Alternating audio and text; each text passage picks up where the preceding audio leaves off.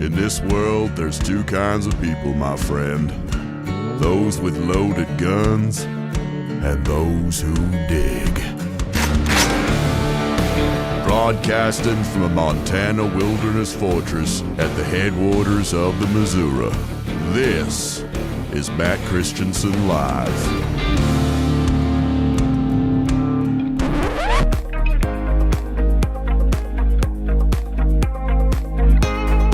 I feel sorry for the congressperson. When you start arresting members of Congress, you get into some pretty serious territory. The economy is going terribly. He's passed 5 things since the Congress started. It's nothing. And all of a sudden, when you got nothing to go on, hey, let's get the black person and we can change the conversation. It's not against the law, whole fuck. Every step you take, I'll be watching you. I'm gonna be honest with you. I'm kind of retarded. Every single I got a great solution. Let's go out and arrest a black woman, and then that'll solve everything. Bingo. And that'll have everybody talking about this. If it was a white congressperson, they would not have arrested her. I don't have any proof, but I think that's what happened. I doubt it. You are fake news. Let me ask you something. Are you gay? Very fake news. This voted for Joe Biden. Jeez. I can't believe that someone would have so much hate in their heart. I've become friends with school shooters. Wow. All right, America, go to the YouTube right now. Skag free whoever he is. Dude, Matt straight up sucks. 10, 5, 4, 3. I can't do it. We'll do it live. Fuck it, we'll do it live. Every breath you take. Hello and welcome to the show. This is Matt Christiansen Live, a proud duct tape production for Sunday, May 25th, 2025. Thank you for tuning in. Happy Memorial Day in honor of all who gave their lives in service to this country. We thank them and their families for the ultimate sacrifice. Hey, sitting shotgun tonight is our friend Batman. Welcome back. How's it going? That was a great intro. Oh, thank you. That had me chuckling a little bit. Glad you enjoyed it. I actually cut that from, we're not going to talk about it tonight, but James Carville, talking about how LaMonica was only arrested because she's black. So all the other white members of Congress who go down to ICE detention facilities and hammer punch people, they get away with it all the time. But Batman, of course, was the famed voice of our former movie review segment, the intro bit. Tonight we have a special movie review. Alec Baldwin's ill-fated Rust. It is now available. We have both watched it. We will exchange thoughts at the end of the show. It took everything I had, willpower-wise, not to talk to you about the movie in the 10 minutes we had pre-show. So I got a lot to say about this one. Some of it is about the context, the elephant in the room. Some of it's just about the movie itself. So I look forward to it. We'll see if we have any agreement in our analysis. Great guest tonight. Earlier this week, I spoke with Ernst van Zyl. I always have trouble with I guess it's probably like Dutch heritage. I'm going to botch his name a million times, so bear with me. But he is public relations director at AfriForum. That's a South African civil rights organization. He's going to explain what's really going on in that country, since we're supposed to believe there's no, significant farm murders, no anti-white racism, none of that stuff. We'll get to that. In spite of what Trump showed their own president. That was just Julius talking.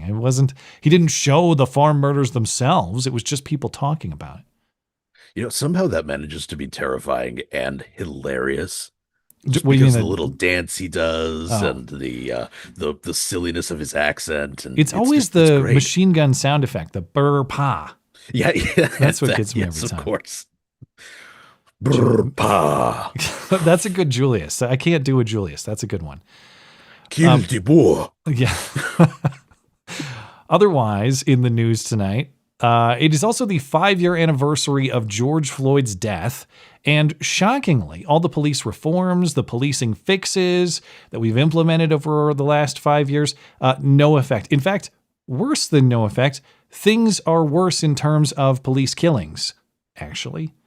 There are more of them now than there were back in 2020. So what's going on? We'll evaluate. Video of that Wisconsin judge helping that illegal immigrant escape arrest last month emerges, and I got a bunch of hoax hate. A WNBA player says she was called a slur during a game, and, well, people were actually at this one, and nobody heard it. So we'll try to figure that out. Jussie, all 4 people. Well, it was a Caitlin Clark game. Caitlin Clark v. Angel Reese, who my sources say are real WNBA players. And yeah, so this one was well attended. Even Dave Portnoy was there. So, celebrities sitting courtside. So in other words, people were there, but not for the WNBA game. They were there for Dave Portnoy. I don't think they were there for him, but he didn't hear the slur.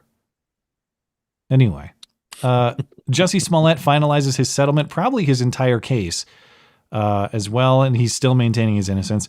Plus, that mayor, actually, in the case of the mayor of Colorado Springs, a guy who's now on trial in this Colorado Springs mayoral campaign race hoax, he now says the mayor organized it and participated in it, the hoax, that is, despite the mayor's months-long denial. We'll get into that, plus we'll catch up with your super chat as well. Hey, if you enjoy the show, please consider supporting the show. You can do that one time or recurring for as little as $1 a month over on my website, mattchristiansenmedia.com/support. Support for the show not only helps me sustain, but it pays the people who make the show possible as well. And there are perks available for your support also. And don't forget, there are lots of new graphics in the merch store too. T-shirts, mugs, and more. Likewise, merch sales help not only my operation, but they support the designers who made the graphics, all of whom are listeners of this stream. mattchristiansenmedia.com/shop. Find both of those links right there on the homepage, mattchristiansenmedia.com or mattis.gay. If you can't spell my confusing name. Got to say hello to our featured listener-owned business of the evening as well. That's our friends at Hero Soap Company. They now have, over at Hero Soap Company, 2 new cologne scents, or at least scents that are new to their cologne. But they are, of course, classics. That's right. My signature scents, Timberline and Old West, are now available as colognes, not just bar soaps or liquid soaps. Timberline, of course, is the classic frosty pine experience where the forest meets the peaks. Old West will bust open the saloon doors with the scent of leather and oak barrels. This is a solid cologne, none of that liquid mess. It applies easily and cleanly. And hey, if you have a smelly dad, these colognes make a great Father's Day gift as well. Or even if your dad smells perfectly fine, cologne makes everyone smell better.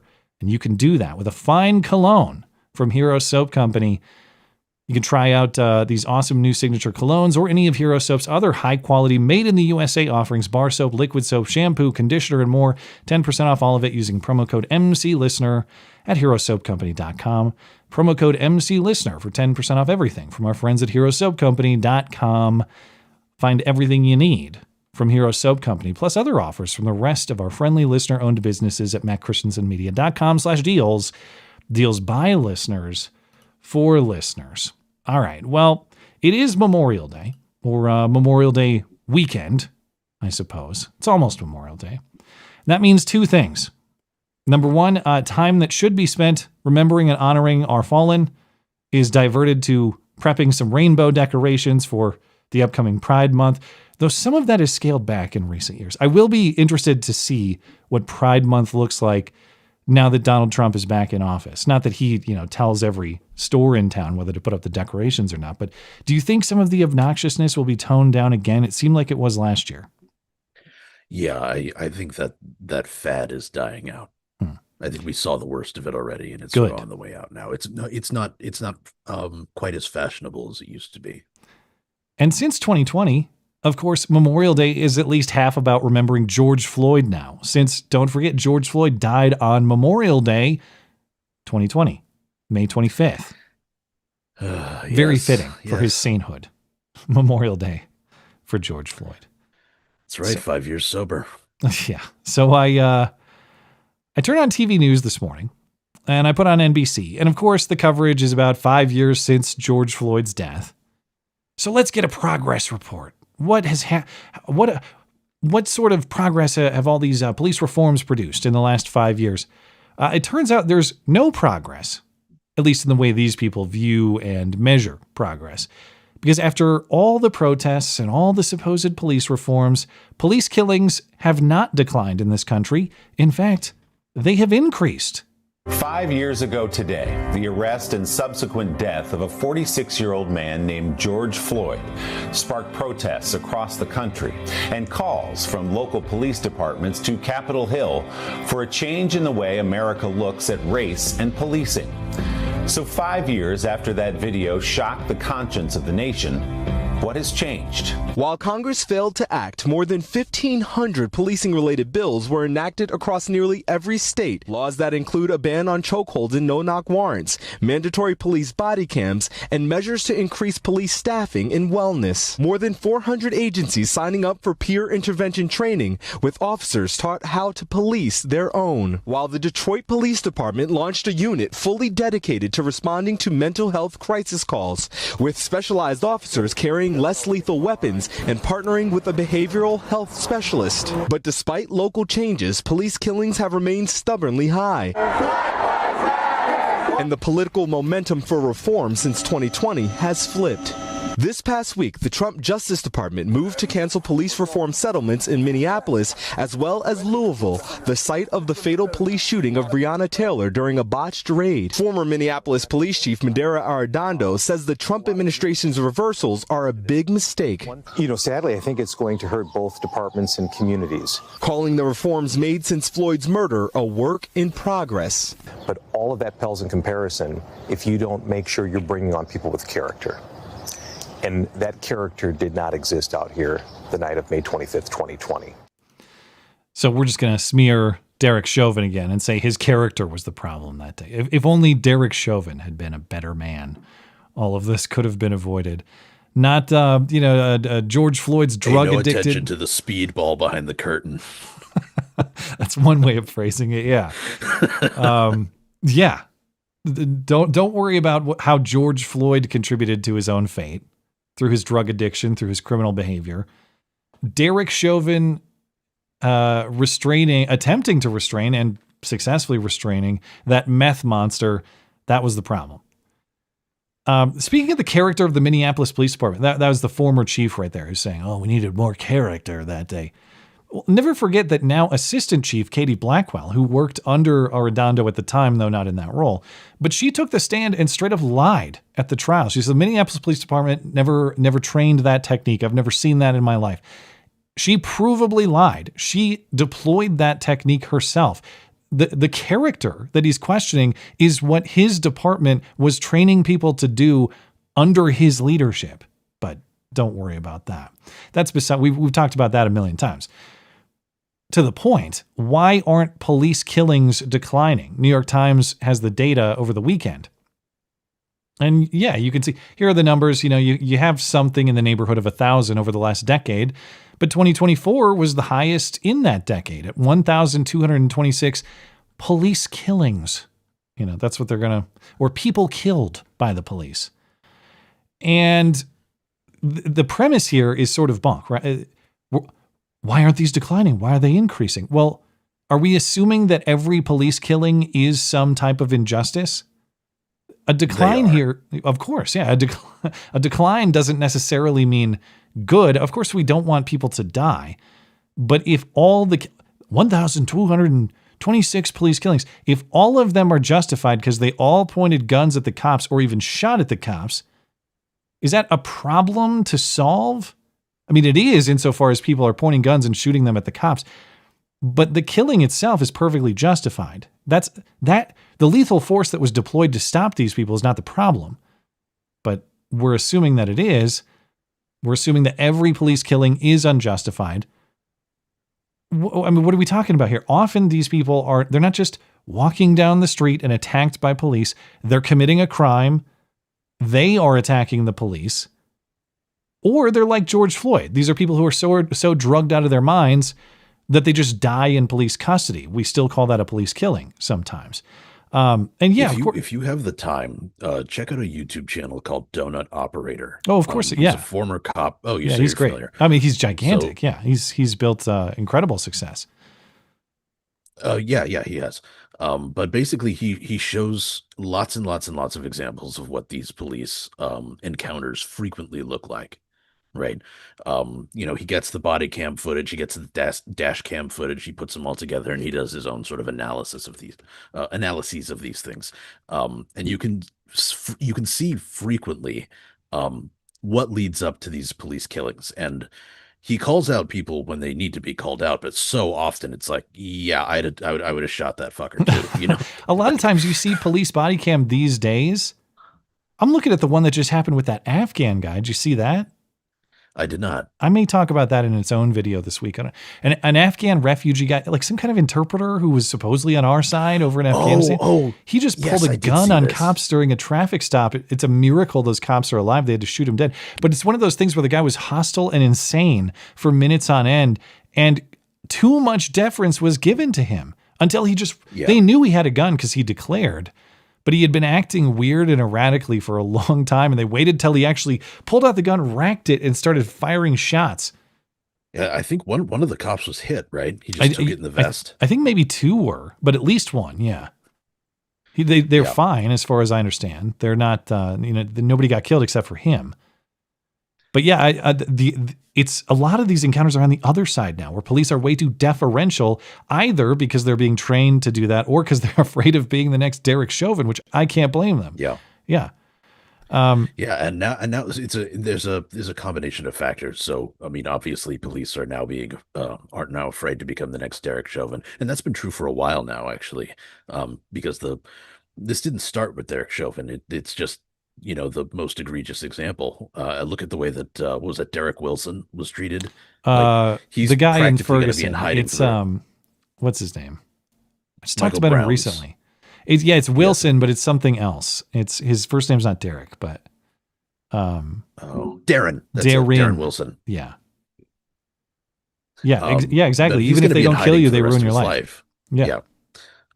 So there's that, and then there's the sort of hero worship of people like Floyd, of people like during this jogger, very Ahmaud Arbery. During this very news story, they showed protesters still doing hands up, don't shoot. Every one of these guys is not only like a hero or a legend; they have their own lore. Yeah, it's hands up, don't shoot. I can't breathe. It's all a lie. But. Anyway, back to the data here. Like, yeah, there are police mistakes that happens. There's police bad behavior, and that ought to be scrutinized. On balance, though, death by cop is not a murder phenomenon. It is the fault of the criminal almost always. Rarely the fault of the police officer, though that does happen. But there are far more justified police killings than unjustified police murders or similar crimes. So when we assume that police are at fault, which we are with the data presented here in NBC talking about it, New York Times talking about it, when we assume that each one of these is a case of police fault for some reason, then we have to reform police behavior, of course. We do it with silly things like, let's have a counselor walk around with them and talk about mental health or some bullshit like that. Police behavior is not the explanatory variable in what is causing these deaths. Criminal behavior is the explanatory variable. If you change police behavior to try to correct this problem, you get what we're seeing right now. No result, or even a worse result. You must change criminal behavior to get the result that we want. And yes, that means what? That means tougher policing. That means a tougher justice system. Not more relaxed, not more lenient to the criminals. Arrest people when they commit crimes, prosecute them, hold them accountable in prison, don't let them out. If you want fewer people killed by the police, stop releasing the sort of person who attacks police back out onto the streets. That's one solution. Yeah. And I'm not just guessing that these are the people who are doing this. The New York Times coverage implicitly confirms that's what's going on. From the story, last year, the police killed at least 1,226 people, an 18% increase over 2019, the year before Mr. Floyd was killed. The vast majority of such cases have been shootings, and the vast majority of the people killed were reported to be armed. Now, of course, not just being armed doesn't necessarily mean you're a criminal or an aggressor, but we need more information. What did these people do with those guns? Did they point them at police? Did they fire at police? I doubt that police just saw a lawful concealed carry guy and shot him dead on the spot or something like that. If so, if that's what these people are doing, they are aggressing on police or they're committing crimes and trying to fight police off, That explains the police killings, not bad police behavior. But you look at some of the other parts of the data, not even the physical restraint killings have changed. Almost all of these are by gun, as in police killing a criminal or suspected criminal. Some deaths, like George Floyd's, happened during physical restraint from police. In 2020, the year that George Floyd died, there were 11 such cases nationwide, death during police restraint. In 2024, there were 10. So we're not doing the kneeling on the neck anymore. We have to be very nice and gentle when we restrain people. Had no effect. Again, because the explanatory variable is criminal behavior, not police behavior. Well, and it's sort of unclear as to whether or not the physical restraint is actually what killed that person either, because that's not what killed George Floyd. Of course, it was the rhino's amount of fentanyl that was coursing through his veins. But they would put on this list as death by physical restraint because they're retarded. Yes, there probably are several George Floyd-like stories in each of these data points. For sure. And there are other rare types of police-related death, too. Killings from vehicles. So I assume maybe there's like a high-speed chase and someone gets hit and they die in the car crash or something. Stun guns. Or I don't know. They're not wearing their seatbelt. Yeah. They hit something and they get rocketed through the... Now, here's my question. They got stun guns, and those have declined quite a lot since 2015. But the woman who accidentally glocked the guy in Minnesota because she thought she was deploying her stun gun, does that count as stun gun or firearm? I don't know in the data how that's taser. Yeah. Bottom line, the solution to the problem now, after all of these reforms and all of this creative thinking, is the same as it was back then. Stop breaking the law, asshole! Criminals have to be dealt with seriously. When they aren't on the streets committing crimes and attacking cops, they won't get killed in this way.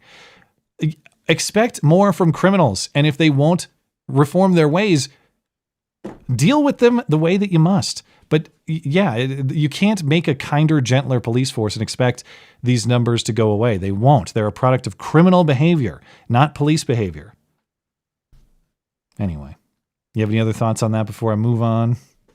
No, I mean, this is really only a story because the people who are spouting this crap are so dumb that they, can't see the obvious. But then again, these are also the same people who were trying to tell us that Joe Biden was perfectly functional for the last 4 years. They're reporters at New York Times.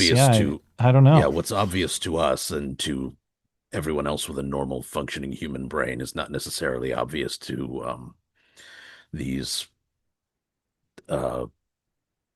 journalists in giant throbbing neon air quotes, I guess.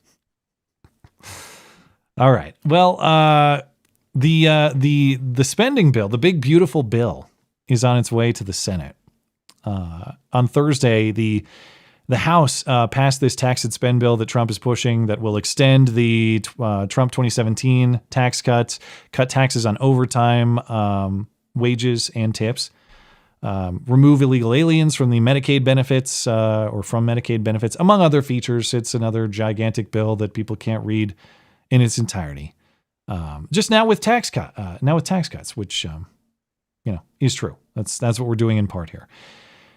There are not significant spending cuts in this bill. Nothing from DOGE is being codified into law or made permanent. There are some savings from eliminating entitlement waste.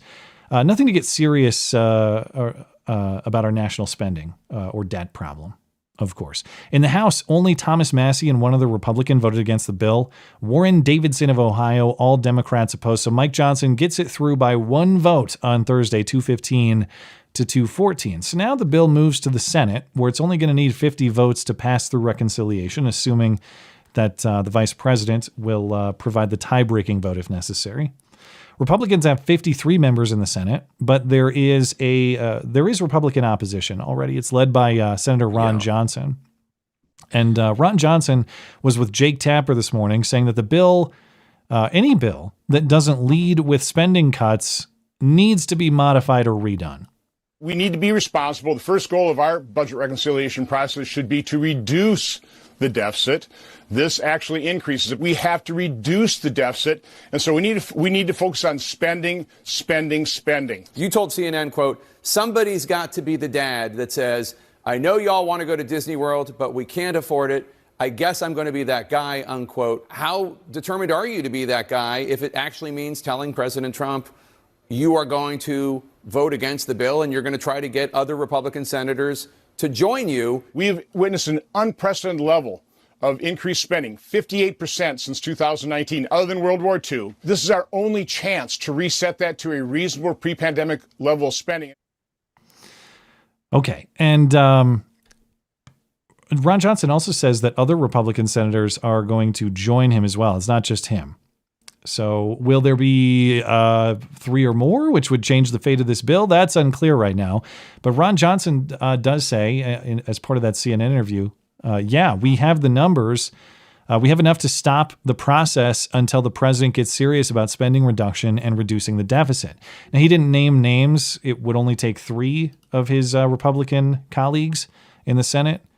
Or I guess we already 4. have at 4. least 3 that we know are not going to go along with it. Because, Rand Paul's in. Who else is opposing? Or Rand Paul is out, depending on how you frame it. Right. So I doubt that Murkowski is going to get on board. I doubt that for different reasons. Just I hate Trump reasons. Yeah, I hadn't thought of that.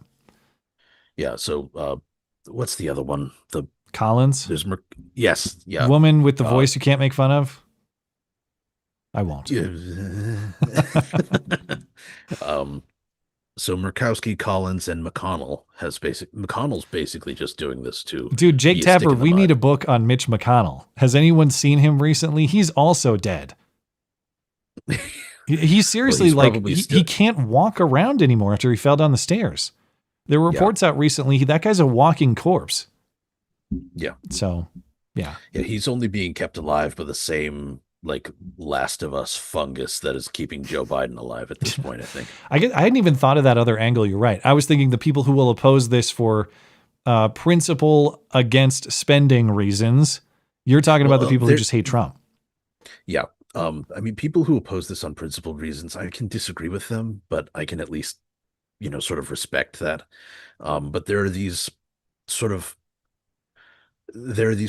people, there are these people who involve themselves in an oppositional way just to be annoying and just to defy the will of the people. Do you consider Massey in that bucket, or are you talking about someone else? No, I consider Massey to be somebody who does do things on principle. He's been kind of annoying recently because he's been kind of a what's the word? A rock in the gears. I'm trying to remember what that phrase is supposed to be, but I've always thought it was wrench in the gears, but I don't know. What gets in the gears? Monkey wrenching. All right. Well, you can't say monkey. That's a racist term, but. Well, he's been kind of a stick in the mud since Trump took power. Old stick in the mud, Massey. I'm kind of team stick in the mud. I am. Not that we have to have some magical bill that is going to fix everything. Of course, that's not going to happen. And of course, if you don't get some kind of budget extension and if you don't take care of these tax issues, taxes will go up. That will cause additional strain on an economy that's already suffering some strain. So I get it. I'm not demanding that we shut down the government, and I don't know. Actually, I'm always demanding that we shut down the government. Yeah, that sounds awesome. I would be very much for that. Well, then why do you favor the spending bill, or do you? I shouldn't assume. The spending bill is sort of. I'm operating under the assumption that I haven't really looked into this super in depth, but I'm assuming that it will do what a lot of people have said it's going to do, in that it's, you are assuming what the government is advertising its products correctly. Is that what you're saying?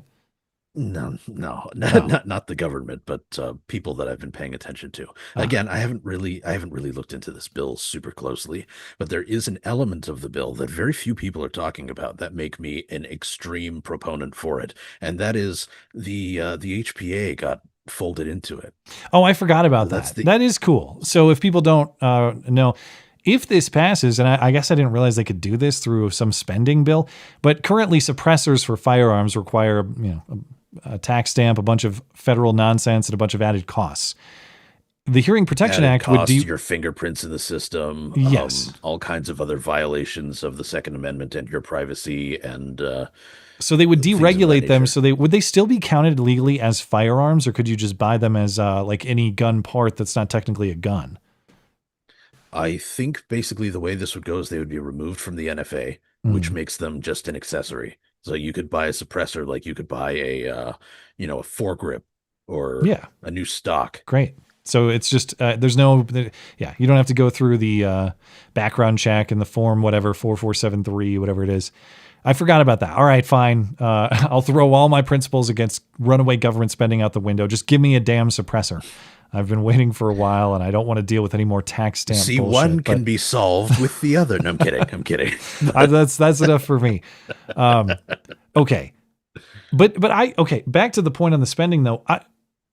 I do think Trump would be wise to listen to these people a little bit.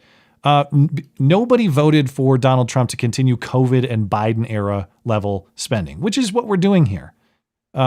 I don't know why. And someone who I guess understands government budgeting and spending better than me, why can't Ron Johnson is right. Like our projection is going to be 58% spending increase next year relative to 2019 before the down here before the COVID nonsense. Can't we just go back to 2019 when government spending was still out of control and say like, okay, let's just return to status quo from back then, 5-6 years ago?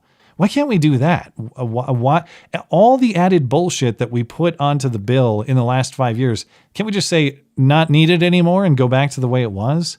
Or is it not that simple? Again, I'm not sure. This is sort of above my pay grade, as it were. I need someone to explain to me what and Ron Johnson is talking about doing this, going through this line by line, because in 2019 we're spending $4.45 trillion, and then by 2021 we're spending over $200 billion. Who knows? Like God knows what number and on God knows what.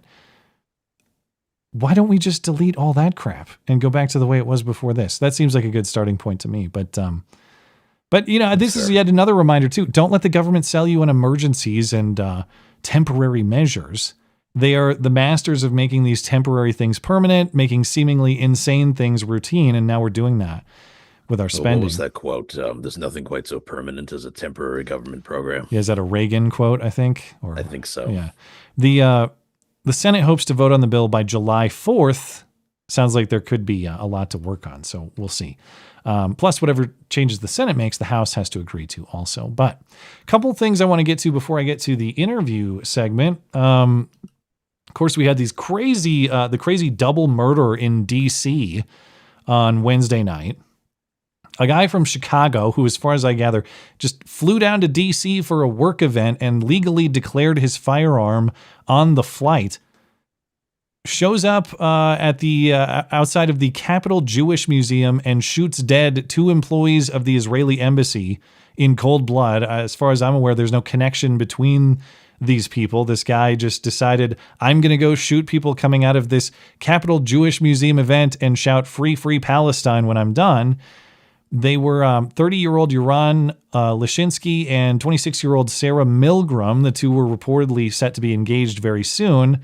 And upon arrest, he's shouting free, free Palestine. So the New York Times saying, motive unknown. Motive unknown. We have no idea what he was doing. That was part of some of their elite reporting. But the method of the murder was brutal. I mean, this was Luigi style. But worse, he was shooting so according to the charging documents, surveillance video shows Rodriguez cross the street where the couple was themselves crossing the street. He gets behind them and he pulls out a handgun, shoots them both in the back. Rodriguez kept firing at the couple after they collapsed. And as the wounded Sarah Milgram tried to crawl away, Rodriguez reloaded while Milgram sat up and fired at her again. 21 9mm shell casings were recovered at the scene. So this guy really unloaded.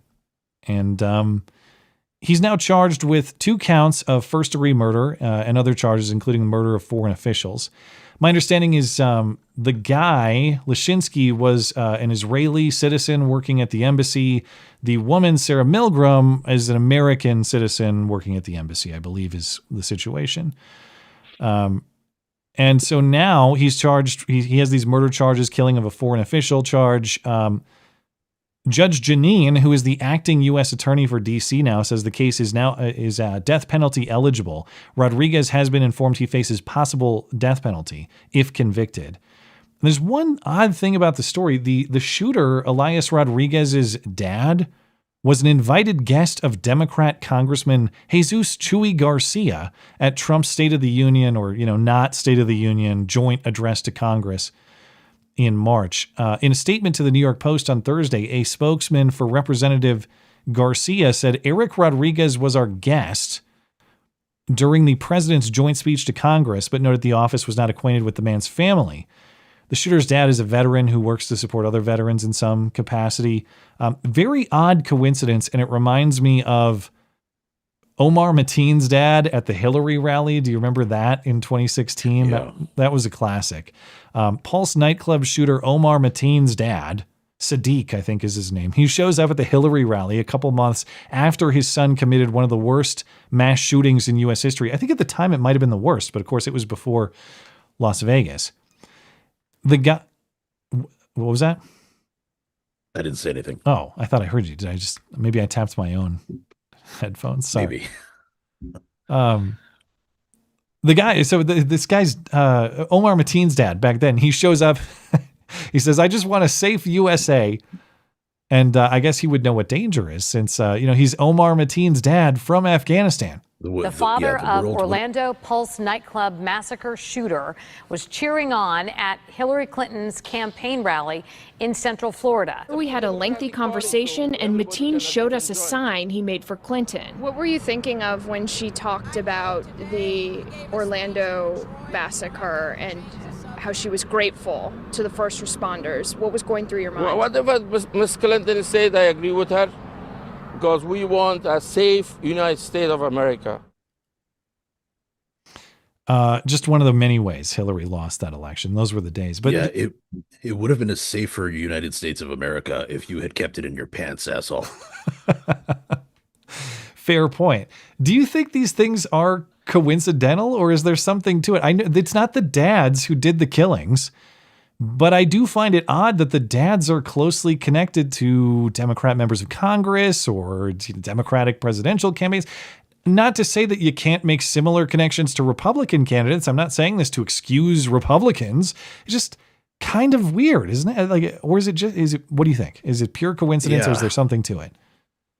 I mean, I don't think we have a large enough sample size to really tell if there's a pattern here, but it's a case of, if I had a nickel for every time this happened, then I'd have 2 nickels, but it's weird that it happened twice. Yep. I would be flipping a dime right out of my palm right now. But, yeah, it is weird though. I don't know. Anyway. Okay. Lastly, before we get to the interview, there's an update in the case of Judge Hannah Dugan in Milwaukee, Wisconsin. Recall, she's the one who had that illegal Mexican immigrant, Eduardo Flores Ruiz, who was in her courtroom on a domestic violence charge. And the feds showed up to arrest Ruiz at the courthouse and deport him. But Judge Dugan caught on to what they were doing, and she misdirected federal agents out of the courtroom hallway so that Ruiz and his lawyer could escape, leave the building, but they were chased outside and he was arrested. She's now facing federal obstruction charges for interfering in that arrest. All we had was the case from the feds about what happened. We didn't have video of it until now. Now we have surveillance video of what she did. Local news WISN obtained it through a Freedom of Information request.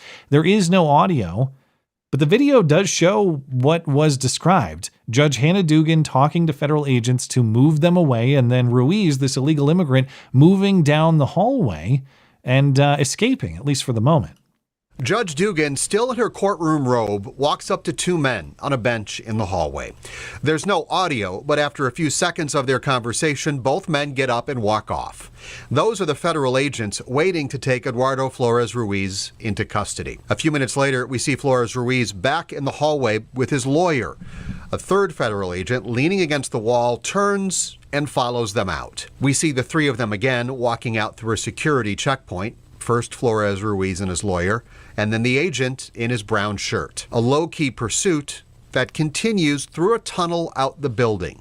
The agent just 8 steps behind. Outside the building, the pace picked up. You can see people sprinting across 10th Street. The feds say agents were chasing down Flores-Ruiz as he tried to run, a pursuit that ended seconds later, with the agents returning and Flores-Ruiz in custody. In LaDonna's sister. You like that one? I do, yeah. I still have not been able to find who that woman is or what the context is, but yeah, that was a good one. In earlier discussion of the case, I laughed at pundits saying, well, Hannah Dugan should just try the judicial immunity defense, just like Trump did. You know, Trump had that defense from Jack Smith, which resulted in the presidential immunity decision from the Supreme Court. Presidents generally can't be prosecuted for official acts, as in exercising their constitutional duty, because otherwise they couldn't function as president. I thought that was preposterous. I thought that was silly. Hannah Dugan is making that defense, actually, or she's trying to get the case dismissed on that basis. She was just doing her constitutional job as judge, so she can't be criminally prosecuted. Her team filed a motion to dismiss, and her lawyers are saying in part, the problems with this prosecution are legion, but most immediately, the government cannot prosecute Judge Dugan because she is entitled to judicial immunity for her official acts, the defense wrote in its motion. Now, I don't know what the Wisconsin Constitution has to say about her role as judge. My understanding is they are filing this under the some kind of 10th Amendment.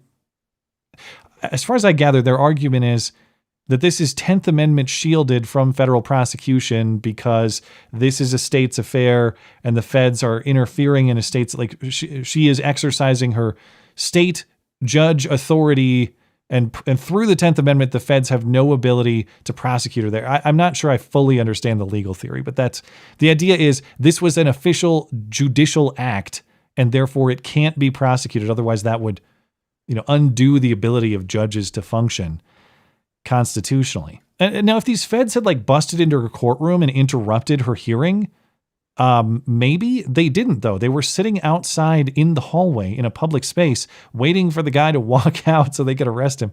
She has no constitutional role in that interaction, and yet she interrupted it. Yeah. I mean, this is another case. I know I keep bringing this up, and so I'm going to start sounding like a broken record, but this is another case of silly, politically motivated Democrat accidentally provides aid and comfort to an enemy of the nation. That's right. Our treason correspondent, Batman, says. Yeah, so I mean, that's literally what she did. It's hard to argue. She did otherwise. literally do that. That is textbook. Did she comfort him or just aid him? That's the debate. But it was one or the other or both. You don't need to do both. I know, right? So, gallows when? Hey man. In Minecraft, metaphorically speaking, she's going to shoot a scene with Alec Baldwin where she is fictionally hanged. I'm not looking for the gallows to be constructed by random people. I'm not looking for a lynching here, right? There needs to be a judicial process, and we need to start charging people with treason again. Well, I think to your point, if not this, then what? You set aside the bloodlust and replace it with justice lust, which I think you're actually doing. I'm not saying you're not.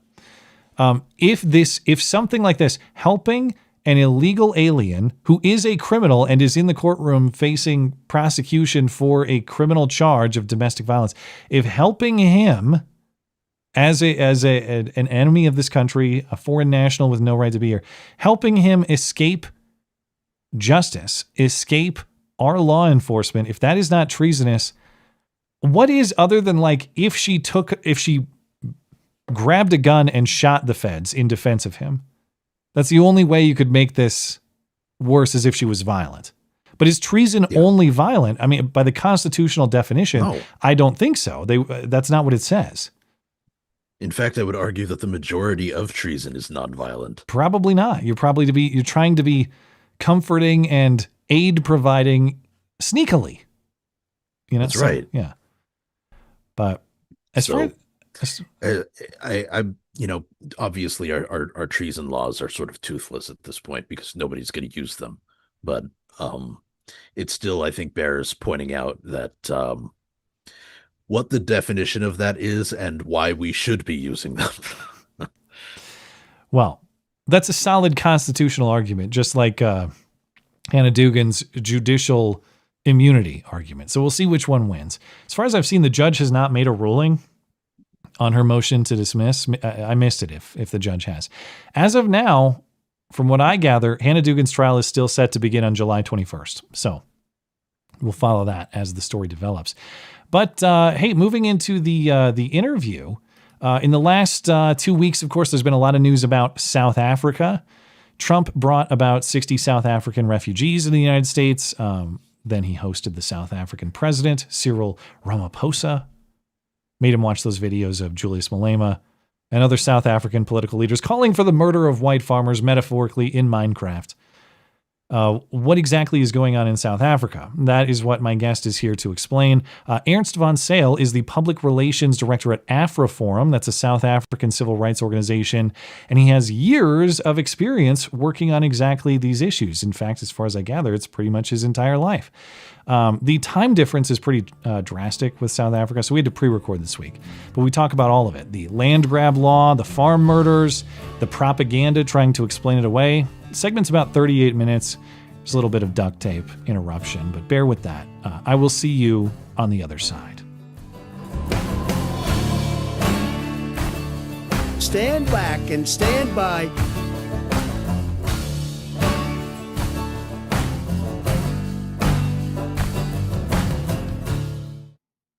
We are not calling for the slaughtering of white people, at least for now. They kill one of us, we kill how many whites? We kill the children, we kill the women, we kill their dogs, we kill their cats, we kill anything. Private property rights under threat in South Africa, race laws targeting specific groups, an ambassador expelled from the United States. Is Donald Trump right about South Africa? Let's look at the facts, not the narratives.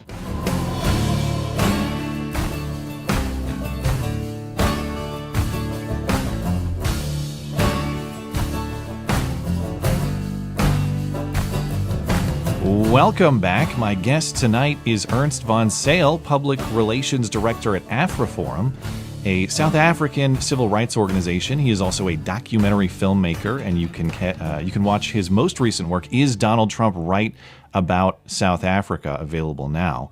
Ernst, thanks for making time for me. Thank you very much for inviting me on your platform, Matt. I'm looking forward to shining a light on something that I know quite intimately and well, and that is life in South Africa. Well, let's start with that background. Who is Ernst van Zyl, and what is AfriForum? Right. So I grew up in the South African countryside, more specifically in a small town called Malmesbury in the Western Cape province. And I was born there, raised there in a farming community, and then went to university, the University of Stellenbosch, also in the Western Cape. And then 6 years ago, I started working at AfriForum, the largest civil rights organization or constitutional rights organization in Africa, based on membership.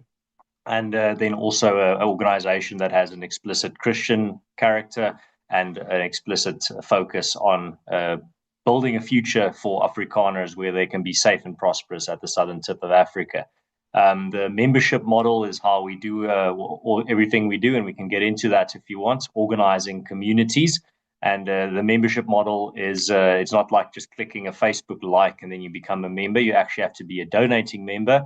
And we've got over 315,000 of those donating members that donate monthly to all of our different campaigns and projects, everything that we do to fight back against just chronic state decay, state capacity decay that we're seeing all around us, and we can get into the doom and gloom of that as well. But there's a two sides to this story. There's the decay side, the part where we don't have you don't have regular, for example, electricity supply, rolling blackouts, water problems, huge crime problem. But on the other side, communities and the private sector are organizing to fight back and state-proof themselves, which also is a fascinating part of the story. Yeah, I hope it's not all doom and gloom to the extent there is successful organizing going on, and it sounds like you're doing that. I can assure you that these conversations with international platforms about South Africa, they always end on a positive note. You don't have to worry about that. Well, I think the biggest question from the American perspective is the question that you asked. Is Donald Trump right about South Africa? And I know that's a question that involves a lot of topics,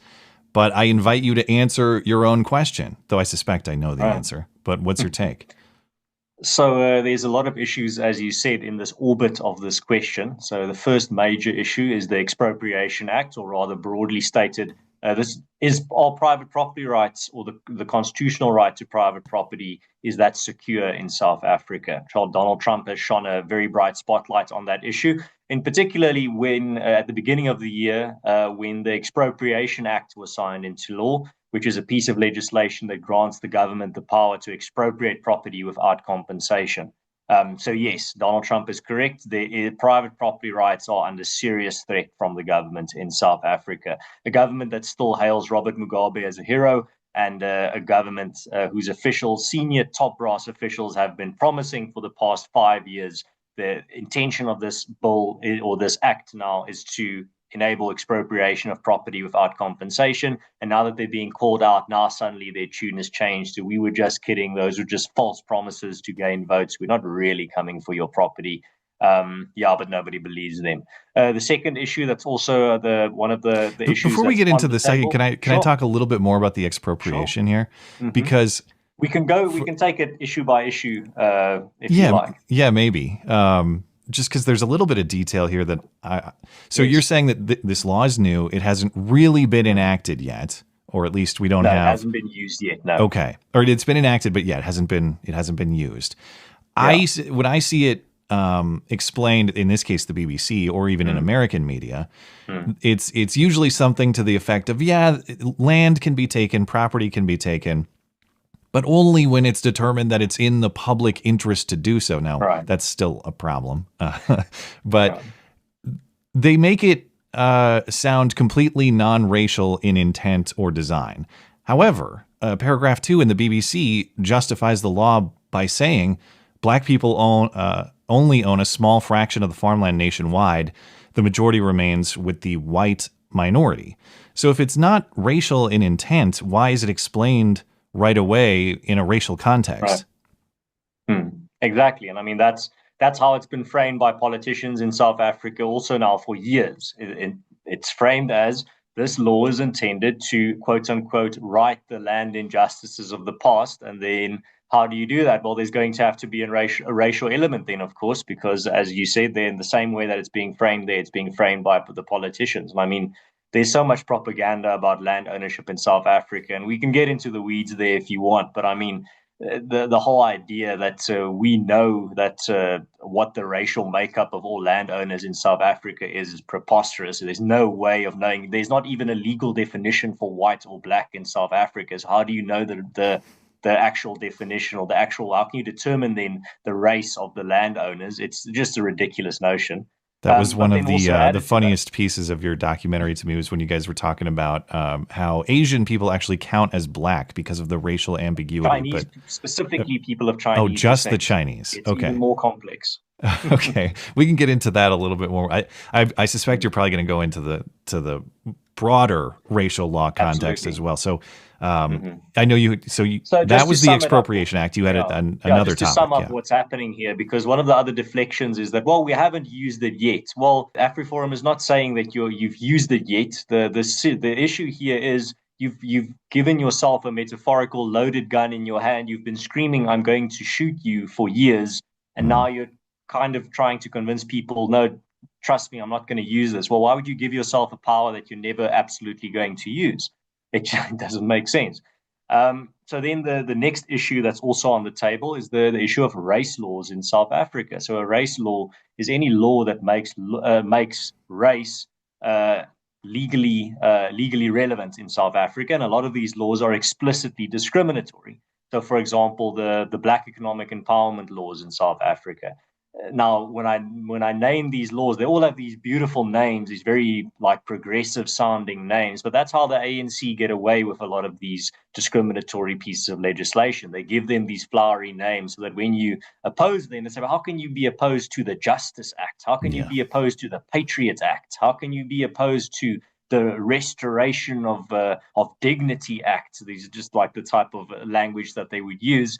And you'd actually encounter those arguments in debates. People would genuinely ask you, like, well, how can you be against the Black Economic Empowerment Act? I'm like, you're talking about the contents of a piece of legislation. We're not talking about the concept of Black economic empowerment. I'm not against empowering Black people. I'm against laws that explicitly discriminate against people based on their race. Laws that have really, the discrimination gets absurd to the point where, for example, in 2018, one of the largest pharmacy companies in South Africa, Dischem, an internal memo leaked where the CEO of the company wrote a memo saying, we are going to have to put a moratorium, a total freeze on any hiring or promotion of white people because we are under threat of major government fines if we don't meet these race criteria. That's one example. Earlier this year, it's infected sport as well. Earlier this year, a cricket team, now that's one of the sports that's very popular here in South Africa, in Britain as well. A cricket team, a professional cricket team, was kicked out of a tournament and fined. So in the American context would be maybe a baseball team. It gets kicked out of a tournament, fined for not meeting the right race criteria. Another example was during COVID, and these are just off the top of my head. During COVID, there was the Tourism Relief Fund. Again, beautiful name. How can you be against tourism sector relief? Well, there's a catch. The Tourism Relief Fund is created to support struggling family-owned businesses, small businesses that are going under due to the lockdowns and everything associated with the COVID crisis. And this fund is there to help them. Sounds fantastic. The catch is you only qualify if you have the right racial makeup in the management of your business. So if you're a majority white managed family-owned business, like it's the father and his two sons that are managing this business, you're a 100% white business, the government is going to look you in the eye as your business, little family-owned business, sinks into the mud. And they're just going to say, sorry, bro, you didn't have the right racial profile. So even for this aid that we can give you to save your business, it's in my hand. I can give it to you right now, but you don't have the right racial makeup. So nah. A lot of times when we have certain requirements for businesses to have leadership this way or that way, and we don't have a lot of that in the United States. I think California has tried to do stuff like that with gender and things. But usually there are exemptions for small businesses where like you're saying, it's a family operation. Maybe 5 people work there. Like, how are you supposed to have racial diversity in this context? You're saying there are no exemptions at all. It doesn't matter if you. What if you're a one-man operation? You, by definition, you can't be diverse. Well, I think on that scale, it gets so small that I don't think you really show up on the government's radar. But as explained in the documentary, if you then want to do business with a little bit smaller business, that's maybe 5 people, and that business wants to do business with a business that's a bit bigger, maybe 15 or 20 people, at some point they're going to want to do business in that chain with a business that wants to, or a company that wants to do business with the state. But the state will only do business with that company if its entire chain that I described, all adheres to the right racial makeup or the right race criteria, which means even that one-man operation is inevitably going to be pressured to make decisions based on race, as absurd as it sounds. That's the theory of this whole absurd race obsession. And the idea here is Black empowerment, as you've called it, right? That's generally that encompasses a series of laws, or is that one law? That's the official name. Yeah. Okay. Yeah, it's the broad-based Black Economic Empowerment Act. It's a long one, but that's and this is where I get confused about the Chinese thing. Is this obviously I don't think it's produced a lot of Black empowerment by the sound of it. It sounds like it's been a disaster. It's created a very small Black elite that's absolutely astronomically wealthy. Yeah. But so because they have the right political connections. How does the Chinese thing play into this? I guess my question is it the promotion of black people specifically, or is it just not white gets a benefit? No, it's not white. It's we actually get into the detail of it in the documentary as well. It's basically, like I said, there's no legal definition for what black means. So it can mean anything that the political environment needs it to mean at any time. Okay. Well, glad we have so clarification there. That's why they can make these weird pretzel twists to make these exemptions. And the third thing you guys talked about in your documentary is the attacks on farmers. And that, I think, is what gets the most attention in the American discussion. And that and Julius Malema doing his dances and his chants and all that. But those are related. Yeah, those are closely related. So what's going on with the attacks on farmers? And, I've heard everything from it's white genocide to no, the violence is equally applied across all races and there's nothing to see here. So what is the truth of the matter? So farm murders are an incredibly serious issue in South Africa and has been for a very long time. AfriForum, the organization that I work for, is actually one of the pioneering or premier organizations tracking and keeping track of the issue of farm murders and fighting back as well, organizing communities to be able to defend themselves and fight back against the scourge. But there's a lot of things that make it a unique crime. So I think firstly, just to clarify AfriForum's stance, we do not call farm murders a white genocide in South Africa, but that then raises two very serious and troubling questions. So on the one side is you have all these people on the outside looking in, Americans, Europeans, whatever, a lot of people looking into South Africa, looking at the brutality of farm murders, and this is really brutal. I mean, elderly women tortured to death, young children being tortured to death, often farmers being murdered, nothing being stolen. It is really the most horrific type of crimes and horrific, brutal murders that you can imagine. You have that on the one side. People on the outside looking in see that and immediately say, well, this looks like a genocide. And then there are genuinely people that then tell them, no, it's actually just normal crime. And what does that tell you about the knee-jerk reaction of to look at something that appears to people on the outside as a genocide, whether it is one or not, and then your immediate response is, no, that's just normal in South Africa. It's just normal crime. As I will explain, it is not normal crime. The other troubling question that arises is, does a violent crime phenomenon only deserve your attention or deserve the government trying to do something about it if it is on the level of genocide? If it is simply just a very serious issue, then it doesn't really. Then the world shouldn't shouldn't pay attention to it, and the world shouldn't care. Only when it is on the level of like the Rwandan genocide should you care. That's the other troubling implication here.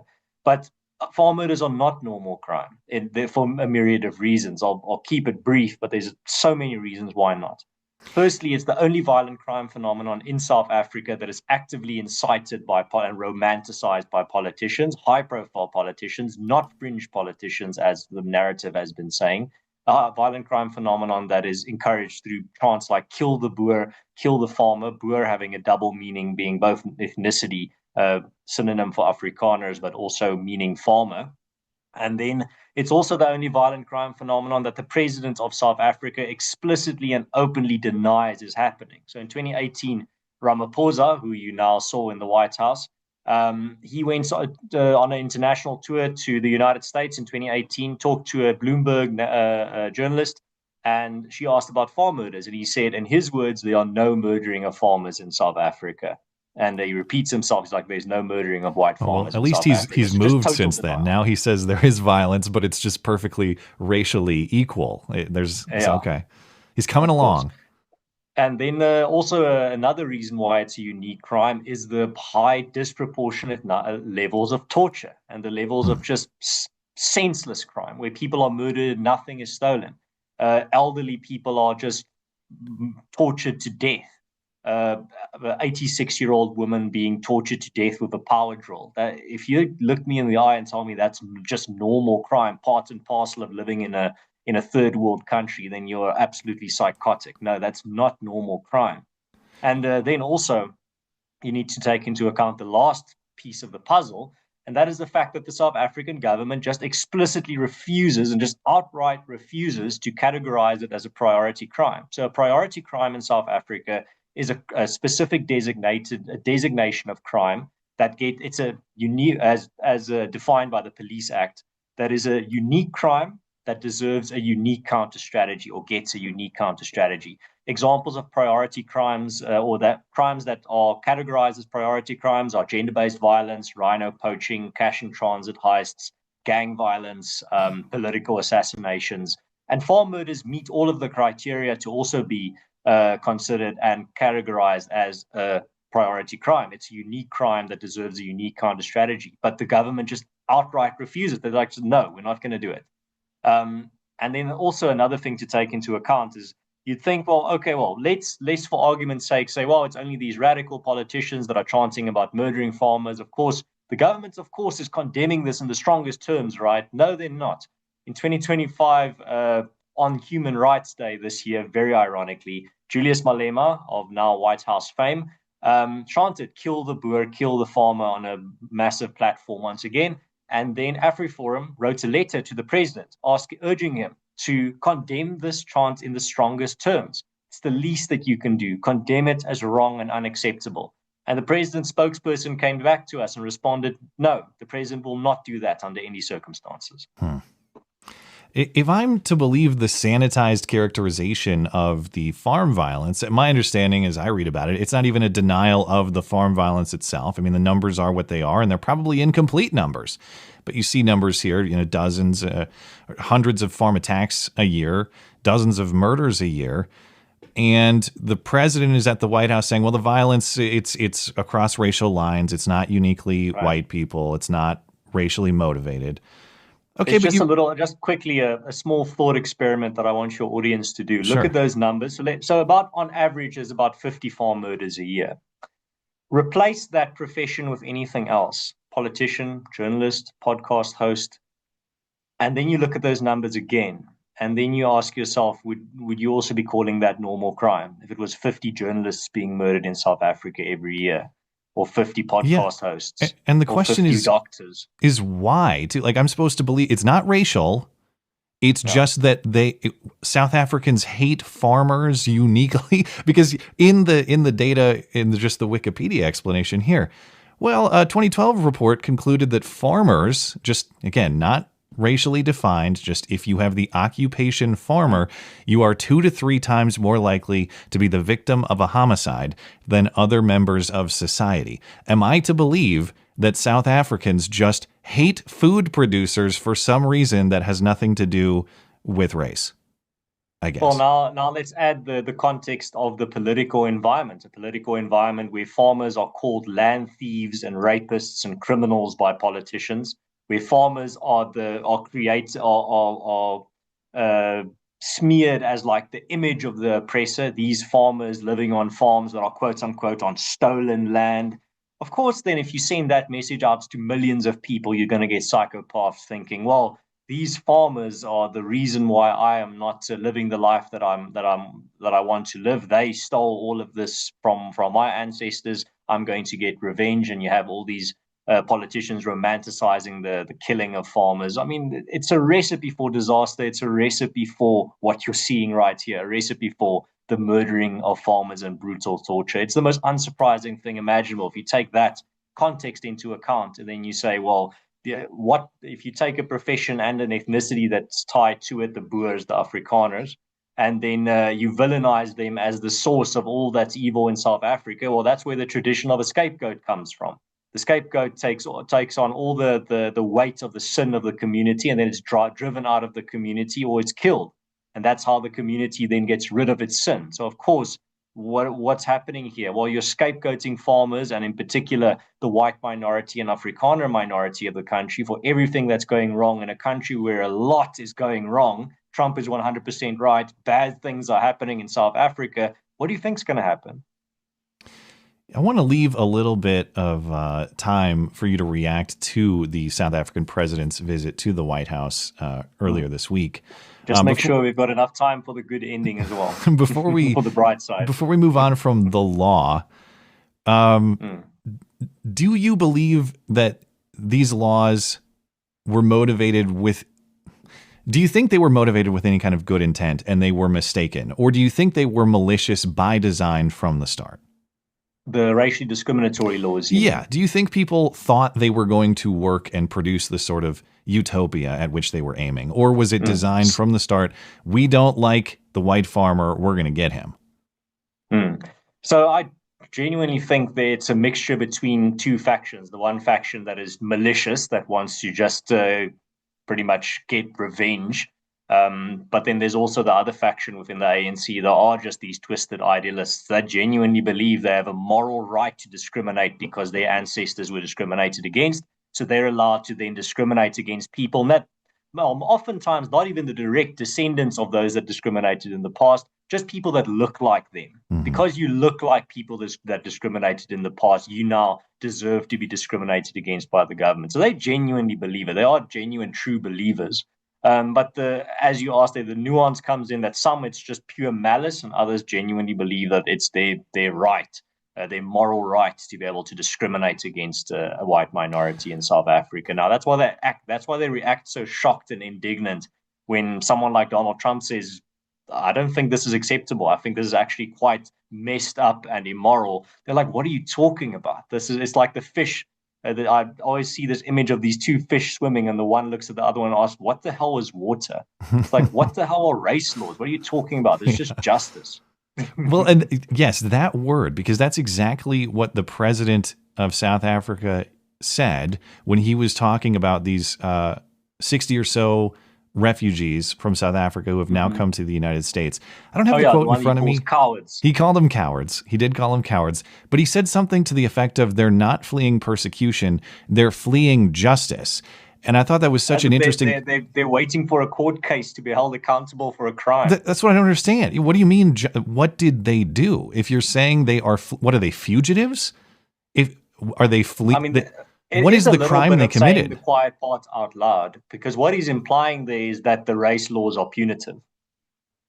Yeah, exactly. I mean, you're right. He's saying what he would deny in any other context. But anyway, that brings us to Ramaphosa. Just an interesting thing that's happening there. So what's happening is the ANC, the government, the party that's been in power in South Africa, they can send out like domestic. Hold on, I lost your connection for just a moment. I think my connection dipped off. So let's back up. No problem. Just because I lost. So the ANC, the party that's been in power for 30 years since apartheid ended in South Africa, the party of Cyril Ramaphosa, they're still pretty much stuck in the Cold War. So what that means is they still believe they can have like international rhetoric and domestic rhetoric. So domestically, they can threaten private property rights.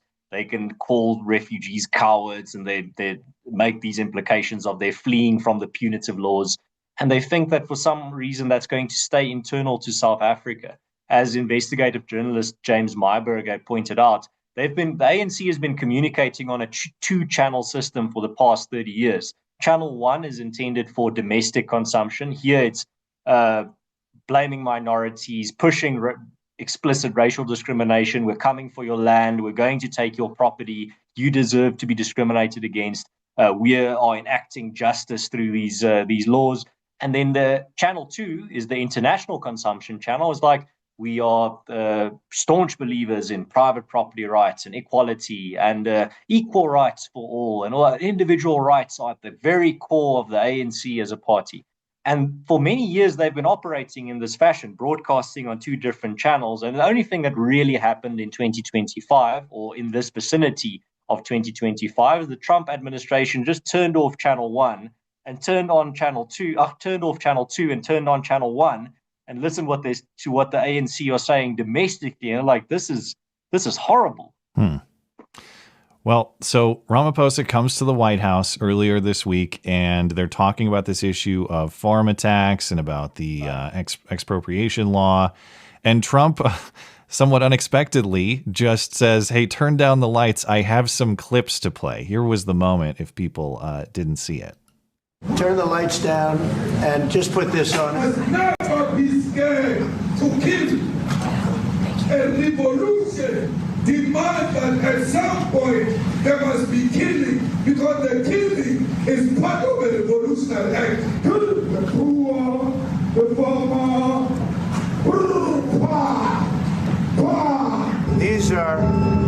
hillsides right here, over 1,000 of white farmers, and those cars are lined up to pay love on a Sunday morning. Now, obviously, this isn't news to you, but give me a perspective from South Africa, what it's like to see that sort of thing in the American White House. Right. Well, it's fantastic. I'm just so glad that finally, the ANC and the South African governments are being held accountable on a global stage. The honeymoon phase is over. They're actually being challenged. And you could see they were going into this meeting with a very high level of hubris and arrogance. Up until this point, they've been arguing, along with their allies in the media, that this whole diplomatic crisis that started in February this year is all one big fat misunderstanding. Trump has just been misled, and they're going to now go to the United States, to Washington, and clear this all up. And when it's all cleared up, then everything will be fine and resolved. And you could see that entire plan just fall apart the moment that Donald Trump said, hey, can we dim the lights for a moment real quick? It's like seeing a boxer going into a fight all revved up and ready and getting a punch in the face. Then he's just like, what did I sign up for? And I predicted that it was going to happen on South African television this week. I went on a panel discussion and I made a comment on the panel where I said, the South African delegation should not underestimate Trump. What do you think they're going to do if he takes out a video and shows them about what's happening in South Africa? No, I didn't. I also underestimated Trump. I thought he was just going to pull out his cell phone and maybe show 1 or 2 videos about South Africa. No, he had a presentation. He had it in full HD, ready to go. Everything cinema experience. So, I mean, even that surprised me. But, I mean, that completely caught the South African delegation off guard, because now they only had really 2 options. They can own up, or they could double down and say, don't believe your lying eyes and ears. And they went with the latter. They went with, don't look at the screen, look at me, don't look at the screen, listen to me, focus, look at me. It's just Julius, he's kind of kooky, we don't really listen to him. Just kidding, it's just a metaphor. It's farmer is a just normal crime, everything is fine. Can you turn that television off, please? Just stop with that. And then Trump's like, no, I've got more stuff to show you. Like, he's got this whole presentation. Well, maybe can you add a little bit more context to this moment too? Because there was, I don't know if he's an aide of the president or a member of the South African government. Otherwise, do you know who Retief Goosen is? I don't know how to say his name. Yes, he's a old professional golfer from South Africa, a very successful one. Is he in the government, or what is his reason for being at the White House? Him and Ernie Els next to him are both professional golfers that. They're just notable South African guys or something. Yeah, I think they came along as like moral support. I don't know whether, I think Donald Trump asked Ramaphosa, bring some of your sports friends, and he invited them. Well, and there's another one off screen, Johan Rupert, who's one of the richest people in South Africa. Okay.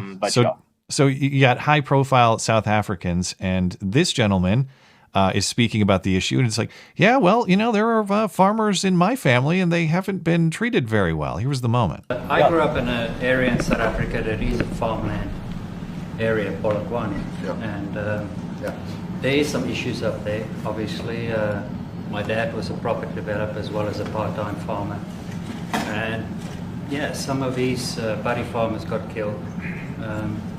The farm is still going. My brothers run it. But it's a constant battle with farms trying to burn the farms down to chase you away. So, you know, it's a tough time, it sounds like. But this, just so I understand, this is not like some Trump plant, right? This guy is there at a South African invitation. As far as I understand, Trump just wanted some famous South Africans to be at the meeting, and he asked Ramaphosa to invite some. That's how I understand it. I'm talking under correction. I don't know exactly what the process was, but that's how. I think Ramaphosa even says at one point he tried to invite other famous golfers as well, but I think Gary Player was the other one. He said he was too old to attend. So they're not integral pieces on the chessboard, no. Well, in closing, let's talk a little bit about your organization and just if there's anybody out there who wants to get involved with AfriForum, support AfriForum, how would they do that? What's the best way to do that? I'll give you a link that they can become an international supporter of AfriForum. You'll be supporting state-proof solutions in South Africa. So I'll give you, this is the it's always the positive note that we end on with these types of conversations, because South Africa has real issues. In the past 30 years has been a two-sided story. On the one side, you have the phenomenon of chronic government capacity decay. So that is a lot of services that Americans take for granted that the South African government just simply can't do anymore. Things like electricity generation, water supply, fighting crime, basic infrastructure maintenance. I mean, I remember when I was a small boy in primary school when the rolling blackouts crisis started. That was 2007. So I was on my way. I remember I was on my way to school, and over the radio they said that tonight we're going to be experiencing rolling blackouts. That's 18 years ago, and we are still experiencing rolling blackouts to this day in South Africa because we've got the government has a total monopoly on energy generation. I mean, the total recipe for disaster when it comes to the ANC, who doesn't have the capacity to do that properly, but even though they want all of this responsibility. So on the one side, you have that. We could go in the entire episode just talking about the chronic decay in South Africa, but that's the overview. Then on the other side, so on the one side, you have this capacity decay of the government, but that's creating a vacuum. So it's creating a vacuum that can only be filled by one of two factions, either the good guys or the bad guys. The bad guys are organized crime. The good guys are organized communities. So South Africa is simultaneously a country where you see the flourishing of organized crime and the flourishing of organized communities. The organized crime is out of hand. You've got a water mafia, a construction mafia, you've got organized crime in almost every economic sector. But then also you've got community organization, and that's where AfriForum comes in. So we've got over 170 branches all across the country, and each of these branches organizes their community, the members of AfriForum in that community, to identify the problems that the government should be fixing but are not attending to, and then they fix those problems. So these problems are like filling potholes, planting trees, picking up litter, cleaning rivers, painting street signs, maintaining infrastructure. Even the pothole problem in South Africa, they can't do potholes anywhere. You know, we haven't figured that one out either. It's the bane of civilization. Yeah. And then there's also the security element. So AfriForum also has over 175 neighborhood watches all across the country. So these aren't your grandmother's neighborhood watch with a pepper spray and a flashlight. They are well-equipped, well-trained communities that are keeping their community safe, but within the confines of the law. They're not vigilantes, or they're not operating as judge, jury, and executioner. They're often working very well with local police. But they're organizing to keep their communities safe. And the reason why local police work so well with them is you might have some friction on the top echelons of government with this idea, because they would want a total monopoly on policing in the country and fighting crime, because they want total centralization of every facet of the South African society. But the local police chief, even though he is an employee of the government, he is an arm of the government, he's completely overwhelmed by crime. So when a local neighborhood watch shows up and says, well, we are a volunteer-based organization that's going to help you for free, he's like, sure, here's how you can help. Here's how you can contribute. And then they work together very effectively. So that's the security side of it as well. And then we are pioneering many other solutions too. We have our first private, a firefighting unit that we pioneered this year in a city called Bloemfontein. And then we also have a private waste removal company that's also now, or waste removal organization that's also part of AfriForum, that's filling a void that the government should be filling in a functional society. So in all these ways, we are doing what we call state-proofing our communities, becoming less and less dependent on the state, and ons self. We will do it ourselves is our philosophy. Is taking up as many responsibilities away from the government and back into the hands of who's supposed to be giving them, but it just doesn't have the capacity to do it. Sorry, my internet dipped out again there for a second. Sorry about that. But wise motto, self-reliance. I like that. It's wise no matter where you are. But that's my guest, Ernst van Zyl from AfriForum. You can also find him on X. That's at Con Caracal. And you can find his documentary, Is Donald Trump Right About South Africa, there as well. I'll link those in the description. And it's on YouTube as well, depending on what platform you prefer. All right. Is there anything else you'd like to promote? Well, I'd just like to add on an idea, and that's the fact that on the one side, yes, many countries in the world might be South Africanizing, showing a lot of the same problems that we experience in South Africa, dreams of South Africanization. But at the same time, there's good news as well. The bad news is many countries will be South Africanizing, especially in Western countries. But the good news is the antidote to South Africanization, or the positive response to how you fix these problems associated with South Africanization, are already being pioneered by organizations like AfriForum. So even if you are living abroad, by supporting an organization like AfriForum, you're actually investing in an experiment from which you can learn. You can learn not only from our successes, but also from our mistakes. So I think there's a tremendous value for people on the outside looking in as well. Well, thank you again for your time, and Godspeed down there. Cheers, Matt. Have a good one. God bless.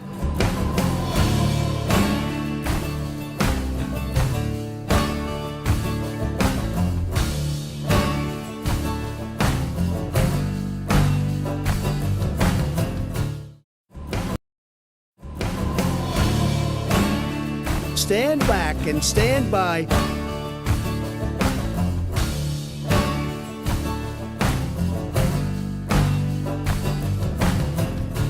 Thanks again to my guest, Ernst van Zyl. Find AfriForum at afriforum.co.za. Find him on X at ConCaracal.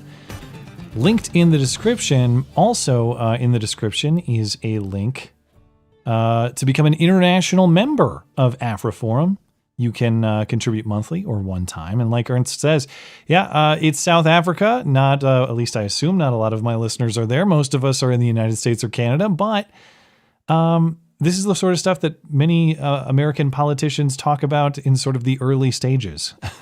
So if you, we'll just take stuff for justice. If you care about fighting against race communism, South Africa is an important battleground. And so it sounds like they're doing some important work down there. But definitely got to get to Super Chat. You guys have been very, very patient. I appreciate that. Sorry I'm so late to it. But before I move on, Batman, do you have anything you want to say about South Africa? No, I think it's all been said. I mean, there's a lot to be said about South Africa, but mostly Burpa. That's the extent of the commentary, I think. That's right. And kill the boer, kill the farmer. Well, I'm going to start over on Rumble, and Elbot is over there as always. Appreciate it, Elbot. I am not going to be niggardly. Thank you kindly. Laughing Boy. We don't need to reduce spending. We need to increase GDP to within 1 to 2% of inflation. Yes, we also need to reduce spending. The problem is clowns will not vote to make the needed cut either. Well, I suppose I could be persuaded of we need to reduce spending and do other stuff too. But as far as I'm concerned, reducing spending is the number one budget agenda item this country needs, not just for the sake of like our country's financial health, but for the sake of constitutional fidelity. Our government spends endless gobs of money on things it has no constitutional business doing. Even if you are a little bit more of a bigger government role guy, and I'm not saying you are, Laughing Boy, I have no idea what your personal opinion on that is. But if you think government has a bigger role in spending money in your day-to-day life, okay, go ahead and implement that in your state. Give it a shot. Let's see if it works. I hope it does. I'm not even saying that rhetorically, like it's going to suck and you're going to fail. The federal government is so bloated and financially irresponsible, but it's more than that. It's about faith to the constitutional system and who has authority to do what too, and we've betrayed that as well. Untold. Well, judges should be able to make foreign policy now. Right? Well, yeah, they need their pensions also. Big spending there. Untold. Thank you, Laughing Boy. Matt and I once made love. He aided and comforted me while I violated his 10th Amendment. I tried to escape justice, but he sneakily committed treason without a solid constitutional argument. You're acting queer. That one's not even that gay, though. That one's just kind of callbacks. And I like that. It's legal meant to be gay, callbacks. though. All right. It's meant to be gay, though. Sure it is in some form. Mostly making love with another guy. Yakko, 1977. It's my understanding that the white farmers produce most of the food in South Africa. I would assume since something like 70% of the farmers are white, I think, or was that percentage of landowners? I can't remember. But whenever they say, or the statistics say, oh, well, like it's just farmers are disproportionately killed. Right. But farmers are disproportionately white. So whenever you talk about farmer activity or things happening to farmers, you are by definition talking about predominantly white people in South Africa because it is a predominantly white occupation. Anyway, the genocide will be followed by famine. It's not the first time an African nation has starved after killing the farmers. Didn't that stuff happen in Zimbabwe? I can't remember. I don't know all my African nation history, but that what the reference is probably to? It is, yes. And South Africa is absolutely going to be Zimbabwe 2.0. They share a border, do they not? They don't. Do they? Or what country am I thinking of? Doesn't Zimbabwe border South Africa? It does. Yeah, it does to the north. African geography is not great. It's not a big border, but it does. How have they not learned the lesson from their neighbor? Got to learn it the hard way yourself, I guess. I mean, I think that I think that I know it's difficult, and I know that this is much easier to say than it is to do, but I think that these white farmers should absolutely basically do their best, do everything they can to try and pack up and move away. Well, that's the cowardly way. That's yeah. I mean, I suppose it is, but they're wildly no. That's what the president called them, is cowards. So I'm just No, I would bail too. I mean, it's I mean, these people should absolutely pack up, move away, and then just leave the nation to collapse on itself. I know it's easy for me to say as someone who's not. If you're someone whose family has been farming in South Africa for centuries, I get why you would want to stay and fight for it. I understand that. For me, as someone who has no connection to that place, I'm like, oh fuck it, I would leave. it's very easy for me to say. It would be a form of sort of justice and revenge. In basically going, okay, all right, I will give you exactly what you want, and you will reap what you. Here's a Big Mac. Sowing. Be sure to say. Yes, sorry to stomp on your line. That was a good one. But yes, here's one Big Mac. Save it because you're going to need it. Eat it slowly, and good luck. And and there's a lot of these. There have been people who have tried over and over again to go over there and teach folks like this in African nations how to farm, how to utilize technology, how to do this, how to do that, how to basically be like a Western nation. And they just can't pick it up. They'll go back there and the machines they've given them have been stripped for parts, right? The livestock that they've given. Fuck you. Yeah, well, the livestock that they've given them to cultivate and to keep alive aren't alive anymore. They've been eaten, right? There's no teaching people who have no sense of self-preservation and no sense of the future how to do civilizational things. It's what not is possible. It that the Chinese train track builder guy said? It's all so tiresome. Remember that moment? I don't. So you haven't seen that one? So. Rather than explain, just Google "it's all so tiresome" and see what meme comes up. Dangerous spaces. If these farm attacks never happen, as many are saying, Ramaphosa must be the unluckiest bastard alive to accidentally bring someone who has firsthand experience with these never occurring attacks. Yeah, that's what I was curious about. Is that guy he's not like a Trump selection to give this testimony about farm attacks. He just, hey, I'm a white guy from South Africa, and yeah, I got family that was murdered. Yeah. That seems like it's a fairly common occurrence. Backtrack Grooves. Ernst, it's not scapegoats. Scapegoats. It says ghost, but I think he meant goat. Wow, someone is revving their engine out there. Must be a very cool person. Can you hear that? No? Yeah, I can. Okay. Ernst, it's not a scapegoat. They just want to kill the Christian white farmers. Has anyone asked if the blacks in South Africa are Christians? I don't know what faith they are. I'm guessing not. I don't know. I have no idea what they are.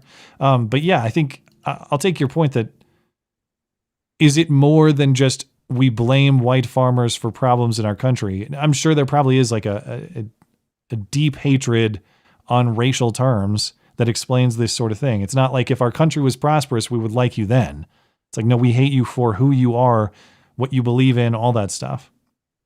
Right. Which is why I think that now that, now that the world looks down upon colonizing places like this, it's out of fashion. They should leave. And I know that's, like I said, it's easier to say than it is to do. And I understand that you may have a connection to the land by this point because your family may have been there for centuries and all that. But you can leave sort of en masse. You will be safer. And then you can watch these people fall apart in front of your eyes. Do we get, we could make the apocalypse world there some kind of reality TV show. You know, you could watch the cannibal apocalypse hit. Yeah, it's probably inhumane and immoral to watch, but you know, it's going to be crazy once the farmers leave.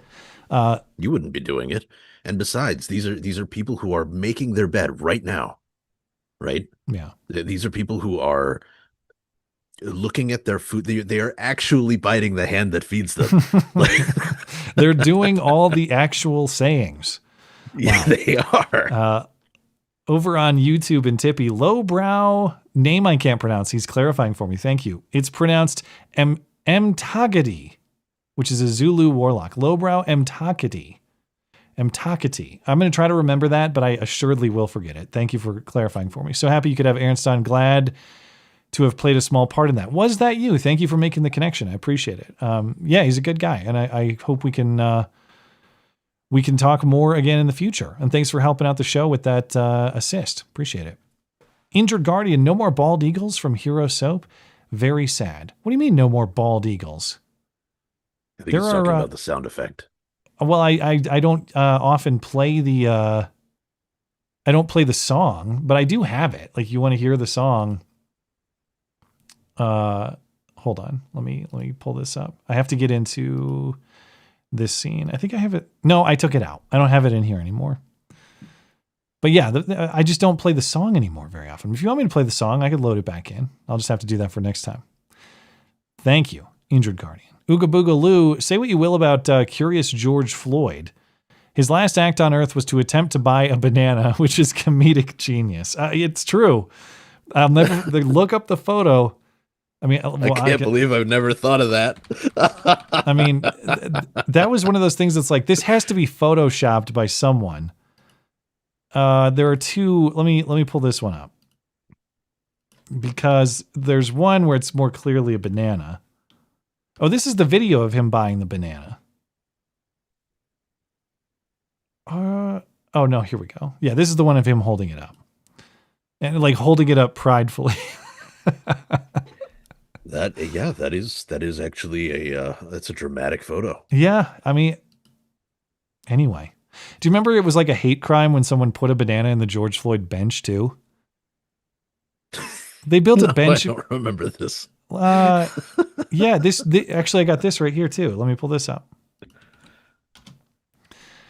Someone built a George Floyd bench. I forget which city this is.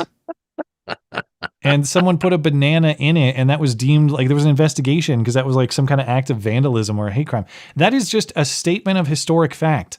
That is what he purchased with his counterfeit 20 at Cup Foods. Yeah, so, I mean, it would be like if they'd made a Trayvon bench. If they put Skittles in one hand and Sprite in the other, then that would be accurate. Yeah. Yeah. That's right. That was true, right? That was always the thing about Trayvon. They made it sound like, oh, all he did was walk around with a hoodie and tea and Skittles. And when in fact we know from the trial that he had actually attacked George Zimmerman and all that. But he did have the Skittles and tea, right? That was not a creation. They were on his person. He actually had them. They were on his person, okay. Yeah. All right. So that wasn't just made up, at least. Okay. Right. Let's see. Josh Allen's hurdle. Never forget Josh Allen's hurdle at US Bank Stadium against Anthony Barr back in 2018. Terrible moment in Vikings history. Sorry to talk about football. What a coincidence. 3 cheers for 5 years sobriety for St. George at the same time that the May Day Parade does a tour for their first album released in 20 years, which featured the song 3 Cheers for 5 years. I had no idea, but sometimes the world has strange coincidences in that way. Thank you, Josh Allen. Yeah, you know that these you know that these sort of the worship of George Floyd is astroturfed. and has nothing to do with compassion when they'll do all of this stuff for him 5 years on and all this stuff. But do you remember the Waukesha incident? Jacob Blake. This is the one that prompted the riots that Kyle Rittenhouse was involved in trying to render aid in. Is that the way that it happened? Jacob Blake is the guy who he had a knife. He was shot. No, that's not the one I'm talking about. I'm talking was about that the not, one where the guy. Maybe it was in Waukesha. It was also in Wisconsin. I forget what town. Yeah. But no, this is the one where the guy plows through like 75 people in a parade. The car I'm trying attack. to remember his name. I watched that whole trial. You'd think I'd remember his name. God, I could see his face. Waukesha. You're right. That was Waukesha. It was the Waukesha Christmas attack. Daryl Brooks. Brooks. That's it. Yeah. But not a word about his victims, right? Who were all children. I think wasn't there some like old women in there? It was like I mean I guess, but he plowed through the parade, and the parade no, was the car largely did. Kids. Yeah, of course. It was a car attack. I mean, they don't actually care about expressing compassion. It's a weapon. They're using it as a tool to try to achieve political ends. It's tantamount to terrorism as far as I'm concerned, but whatever. Injured Guardian, is Minneapolis Arredondo kin to Uvalde Arredondo? I didn't know there was another Arredondo in Uvalde. I know there. Oh, are you talking about Pete? Is it Pete? That's right. How have I not made that connection before? Pete, you're right. Pete Arredondo is the infamous. What was he? The school resource officer, or what was his role? No, he was Uvalde School's police chief. And he's the guy who was one of the first on the scene and just sat there, not taking out the shooter because he didn't realize that he was in command. How did I not connect these? I don't know. I don't know the answer to that question. But yeah, former Minneapolis police chief who was, in that position at the time of the Chauvin Floyd incident, and Uvalde Schools police chief Pete Arredondo, Mayoria Arredondo, whatever the guy in Minneapolis' name. Anyway, two major law enforcement incidents in the span of a couple of years, and they're both Arredondo. How have I not made that connection yet? Maybe it's the same dude and he just changed his name. Injured Guardian, new chant in response: pants up, don't loot. Yes, correct. Pants up, pants up, don't loot. You're exactly right. Bingo. Okay, I'm going to pause there, and I will come back to these later in the show. Actually, we got to get moving on Hoax Hated into the movie review. So I will come back to chats at the end of the show. Appreciate your patience, everybody. I know I've been behind on these. I'll have to just circle back with you. But moving back into the news. Oh, well, it's actually Hoax Hate. Where are my manners? I got to play the sounder, the intro. And now, the nobody saw it happen, but it's totally a product of Trump's America hoax hate crime of the week. Ah, shit, it's backwards. You think they'll notice? Well, I hope Hoax Hate makes the WNBA more interesting and watchable. If not, you're going to be bored out of your mind. But did you know that the WNBA season is now underway? Of course you didn't. You're a person with things to do. But it is right. a few weeks underway now, or a week and a half, whatever it is. They're already killing whatever little momentum they have from Caitlin Clark with this instance of hoax hate. So Caitlin Clark is this now second-year WNBA player from Iowa, or she went to the University of Iowa, who's been a big boost in ticket sales and viewership for the WNBA, but of course anything is a big boost from near zero. But Caitlin is white, and so many of the black chicks in the WNBA do not like her. Or actually, as Ramaphosa would say, the attacks in the WNBA are perfectly racially proportional. It's just you happen to see the attacks on Caitlin Clark a little more often. Now, I don't know. This one's not. Caitlin Clark is the cowardly one. She is a coward. This one isn't really an attack on Caitlin Clark per se. It's cover to someone who rages about Caitlin Clark. Because Angel Reese is the player you can see on the right side of this frame in the white jersey. Angel Reese also is a second-year player Angel Reese has this rivalry with Caitlin Clark. They had a rivalry in college. Now they play against each other in the WNBA. And so last Saturday, May 17th, the WNBA has its opener for the season. And of course, they put Caitlin Clark's Indiana Fever against Angel Reese's Chicago Sky, because these two are rivals. And even if the WNBA doesn't want to admit it, I think they kind of like even a little bit of the racial component to this. They're like, listen, nothing gets people to tune in to a WNBA game like a race war. Okay, we have to facilitate this. We have to make it happen. That's our only hope.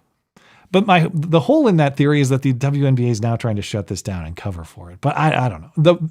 They obviously wanted the Clark-Reese matchup to start the season because it'll produce conflict, and it did. So during the game, Caitlin Clark commits a foul on Angel Reese, and it sent Reese into a rage. I have to distort the clip because ESPN protects their precious WNBA copyright very closely. 3. And look out, Caitlin Clark pushes Angel Reese, and Angel Reese gets right up into Caitlin Clark. Always increased eyeballs, energy, and attention around the matchups between Reese and Clark. Still going after Caitlin Clark in the aftermath. Everyone in the arena had to know this foul was coming. Okay, so a foul. Angel Reese gets really pissed off, starts going after Caitlin Clark, who walks away, and that's kind of it. But in response to that incident, since of course Angel Reese got a lot of criticism and heat for that, there's actually a different angle. Angel Reese in grabbing that rebound, I think this is right beforehand, just shoves a Fever player. So Angel Reese is not necessarily some clean player herself. Caitlin Clark fouls her to prevent her from getting a shot or to send her to the free throw line, whatever. Or maybe responding to some... This could have been retaliatory. Yeah, it might just be, hey, I don't like you. You play like a bitch. I'm going to push you. Could have been something like that. Anyway, after all that, the Fever, I guess, destroyed the Sky. So Caitlin Clark's team, they destroy Angel Reese's team, and Angel Reese is raging, and Angel Reese is acting like a poor sport. And apparently, to cover for Angel Reese, at least that's what it seems like, because I thought Angel Reese made this claim. It actually looks like the WNBA is the one that made this claim. The WNBA, after that game last weekend, they're apparently concocting a claim that someone in the crowd called Angel Reese some sort of racial slur, though I think we all know the one. The N-word. You know what the N-word is, right? The WNBA put out a statement, and they said, where's the statement? Somewhere in here. I lost it. I should have prepped this better. Sorry. The WNBA puts out this statement. I'll just read it here. The WNBA strongly condemns racism, hate, and discrimination in all forms. They have no place in our league or society. We are aware of the allegations and are looking into this matter. But who made the allegations? According to Matt Walsh's breakdown, it was the WNBA that put out this statement themselves, not something from Angel Reese. But then the home team, the Fever, they put out their own statement, and they kind of implicitly confirm that this is going on, or that they believe it's going on. The Fever say, we are aware of the allegations of inappropriate fan conduct during yesterday's game, and we are working closely with the WNBA to complete their investigation. We stand firm in our commitment to providing a safe environment for all WNBA players. Now, the problem is nobody has any evidence that this happened. Was this caught on video? No. Was any fan kicked out for it? No. Did anybody even hear it? Apparently not. Even Caitlin Clark was asked about it. The coach of the Sky was asked about it. They did not hear this supposed utterance. Anything inappropriate? It's super loud in here, although I didn't hear anything. I think, that's why they're doing the investigation. That's why they're looking into it. That doesn't mean nothing happened. Coach, when did you become aware that there was hate speech that happened? I think when everyone else did. I think that, it's something that, we heard about. And so, again, we're just forthcoming with anything that the league is able to do investigation-wise. So as we mentioned earlier, Dave Portnoy of Barstool Sports fame was also there. He was sitting courtside.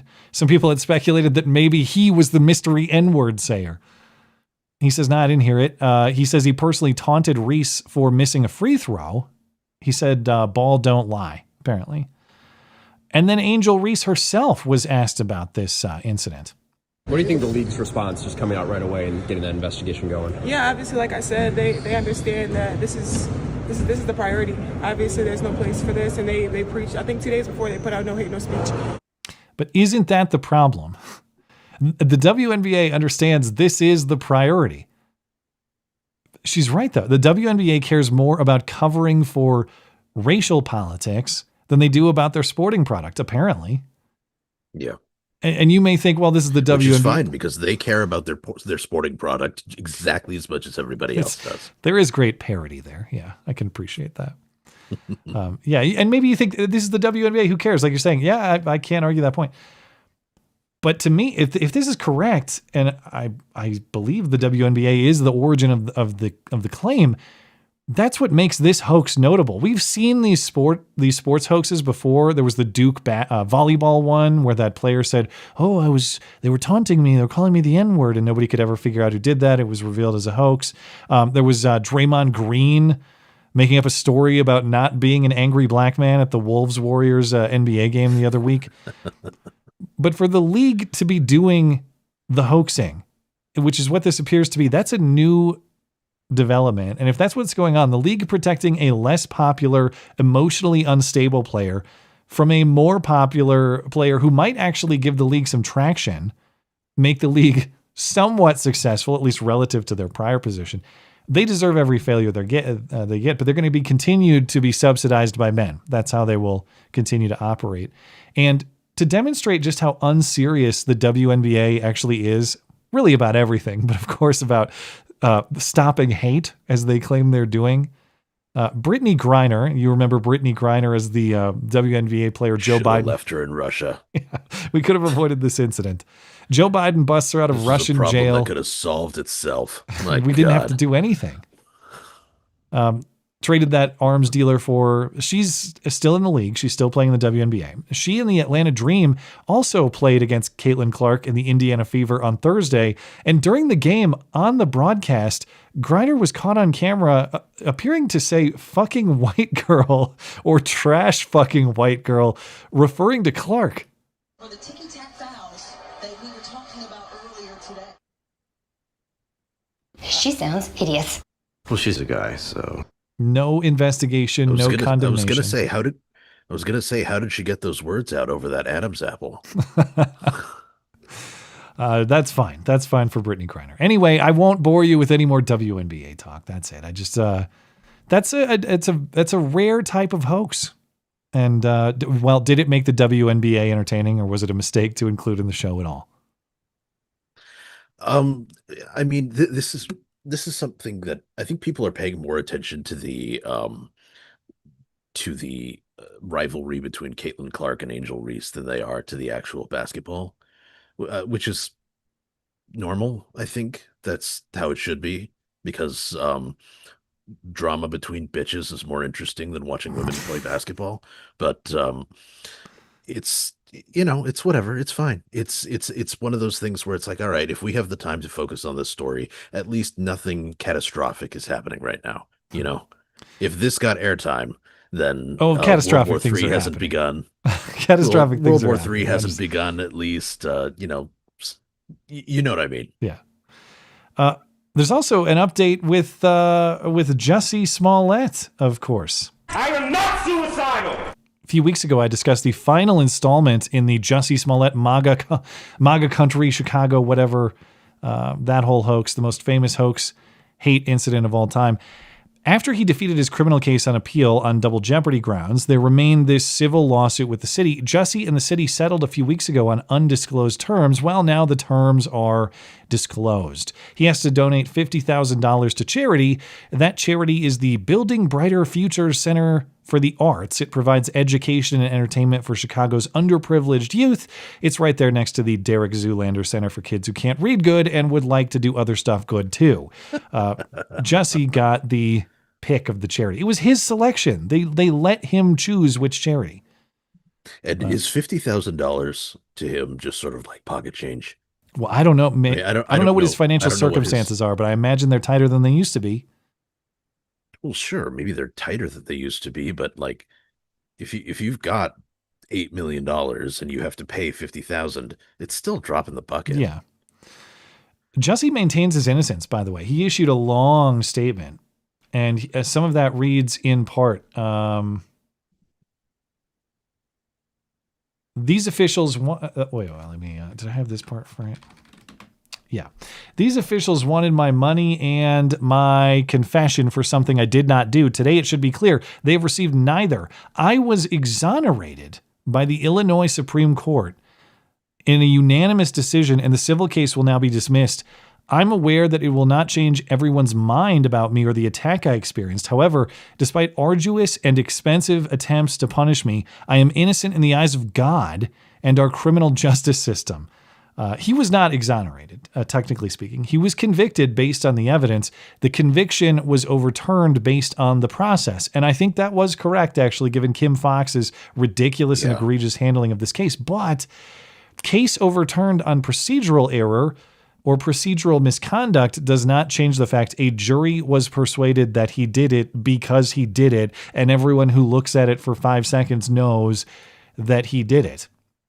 And that's not an exoneration. That's the wrong term for that. Yeah, it's the reversal of a conviction, but they're not declaring him an innocent man. Yeah. So that's it. I guess this is goodbye to Jussie. What does he do now? Who knows? Maybe his career is over. Maybe he can sell the rights to his story. Maybe he can write a book. I'll go watch the Jussie movie if he comes clean and explains exactly how he did it. I don't think his career is over. Again, this is Hollywood. All right. He's not doing anything right now, though. Sure, but these are people who will, like, your wrongdoings have nothing to do with how you succeed in Hollywood, right? They were rolling with Harvey Weinstein and Roman Polanski and all those people. It's not like far longer than. It's not a moral opposition. It's, can this guy make us money? For sure. If he demonstrates that he can famous. If he demonstrates that he can make someone money, then he'll get opportunity. I agree with that. I just don't know that he has the capacity to demonstrate he can make someone money. Alec Baldwin basically murdered a chick, and he has a new show. Well, we're about to talk about his latest work too.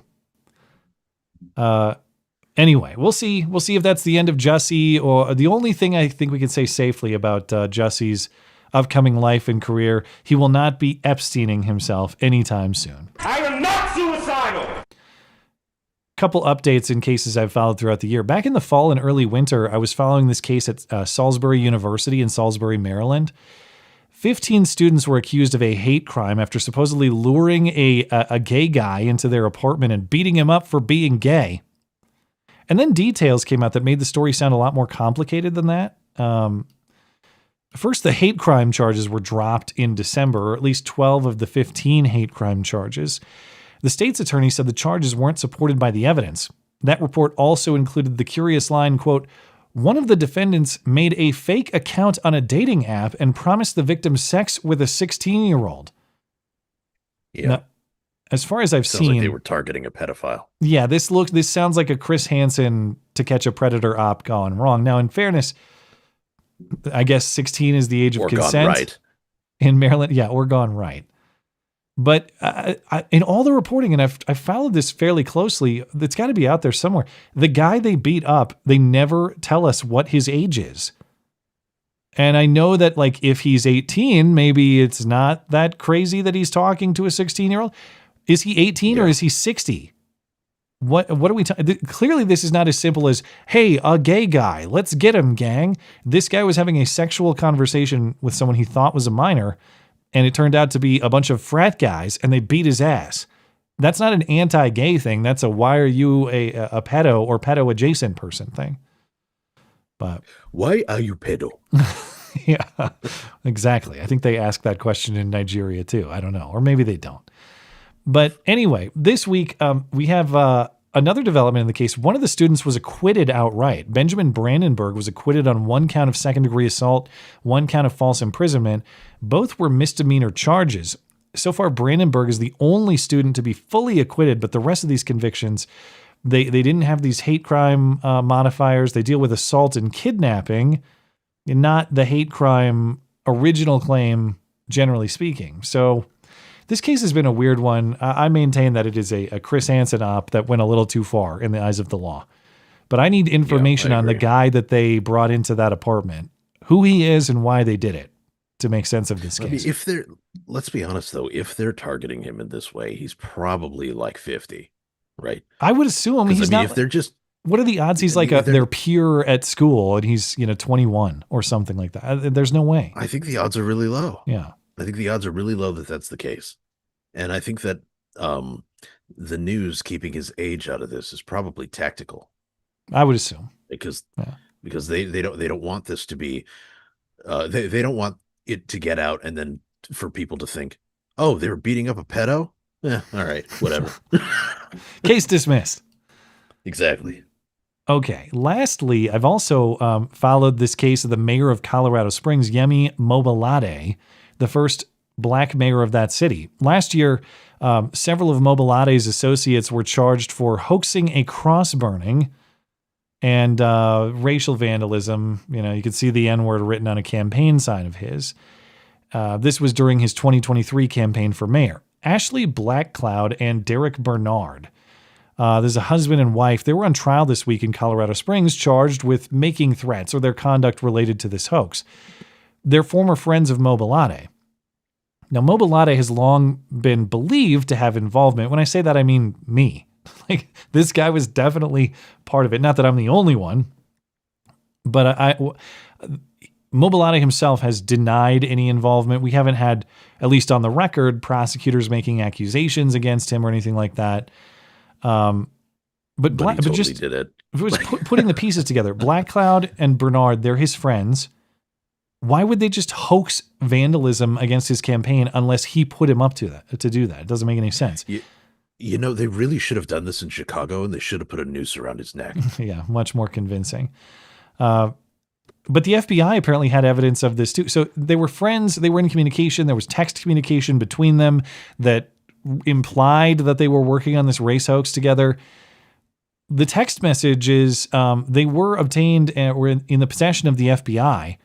But according to an investigation from the Daily Wire, an FBI source said the decision was made not to charge Mobolade, the mayor, because they didn't want the FBI, federal prosecutors as well, didn't want the optics of charging the first black mayor of the city.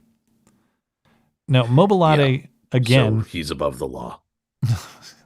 Nobody is above the law except for Mobolade. Except for him. And Joe Biden. And Joe Biden, yeah. And all of his cronies. Yeah, exactly. And all Democrats. And George Floyd. George Floyd is above us all, looking down upon us with grace, peeling that banana that he bought at Cut Foods is a matter of the historical record. All right. Rolling around in the great fentanyl pile in the sky. Does he dip his banana in the drug? What form is fentanyl? Is usually laced in other drugs, right? Or can you just buy the fentanyl? My question is, can you grind up the pills and dip the banana like it's a fun dip in the fentanyl or the meth? Has George Floyd ever tried meth dipped bananas is my question. You get the chocolate dipped ones on a stick, Yeah, I don't know. I mean, I've already proven that I don't know anything about how drugs work. I don't know a lot either. I don't know how fentanyl is laced into other things. If you can lace weed with fentanyl, you can lace a banana with fentanyl. And I bet George Floyd has tried it. Or did, when he was still with us. I suppose, in theory. I mean, isn't fentanyl basically just supposed to be like an amplifier for the effect of whatever it is that... You're asking me now? I have no idea. I don't know how this works. I just know that George Floyd has to have had a fentanyl banana at one point in his life. Back to the subject matter. Mobolade has denied this. He says he didn't take any part in the hoax. He had no knowledge of the hoax. Well, this week, Blackcloud and Bernard, the hoaxers, they were on trial and on the stand. So as in under oath, under penalty of law, penalty of perjury. You got Bernard testifying that the mayor was involved in this and organized it himself. Because obviously he did. Oh, so they're throwing each other under the bus now. Excellent. Well, he says it was part of a plan to boost his campaign, which of course it did. Phone records show that Bernard and Mobolade had a 6-minute phone call a few days after the hoax. Bernard says the call was about the hoax, but Mobolade testified on Tuesday that he couldn't remember what their conversation during that phone call was about. Okay, what did Bernard have to gain, though, other than helping his friend win some kind of election? Well, it was more than just helping a friend. Bernard testified that Mobilade, once in office, would get him funding for the radio station that he owns and runs, and also promised to protect him from prosecution as well. But the problem is you can't really protect him from the feds, even if he has control of, say, Colorado Springs city law enforcement. So here we are with this federal prosecution. So the question now is, when are the charges for Colorado Springs Mayor Yemi Mobilade happening? He organized the hoax in the same way that this guy did. This guy who's on the stand now defending himself, he actually didn't do the burning, at least he says, and he testified to that effect. He said he planned it and facilitated it, but he didn't actually light the cross. He wasn't there for the actual scene. Plus, Mobilade has lied about this. And if he didn't lie under oath on the stand on Tuesday by saying he doesn't remember the contents of the conversation with the guy who was criminally accused of committing this hoax, he told the public in numerous statements he was not involved. He was clearly involved. So does this qualify as an act of treason, Batman? Or should he just be prosecuted for, general race hoaxery and potential perjury?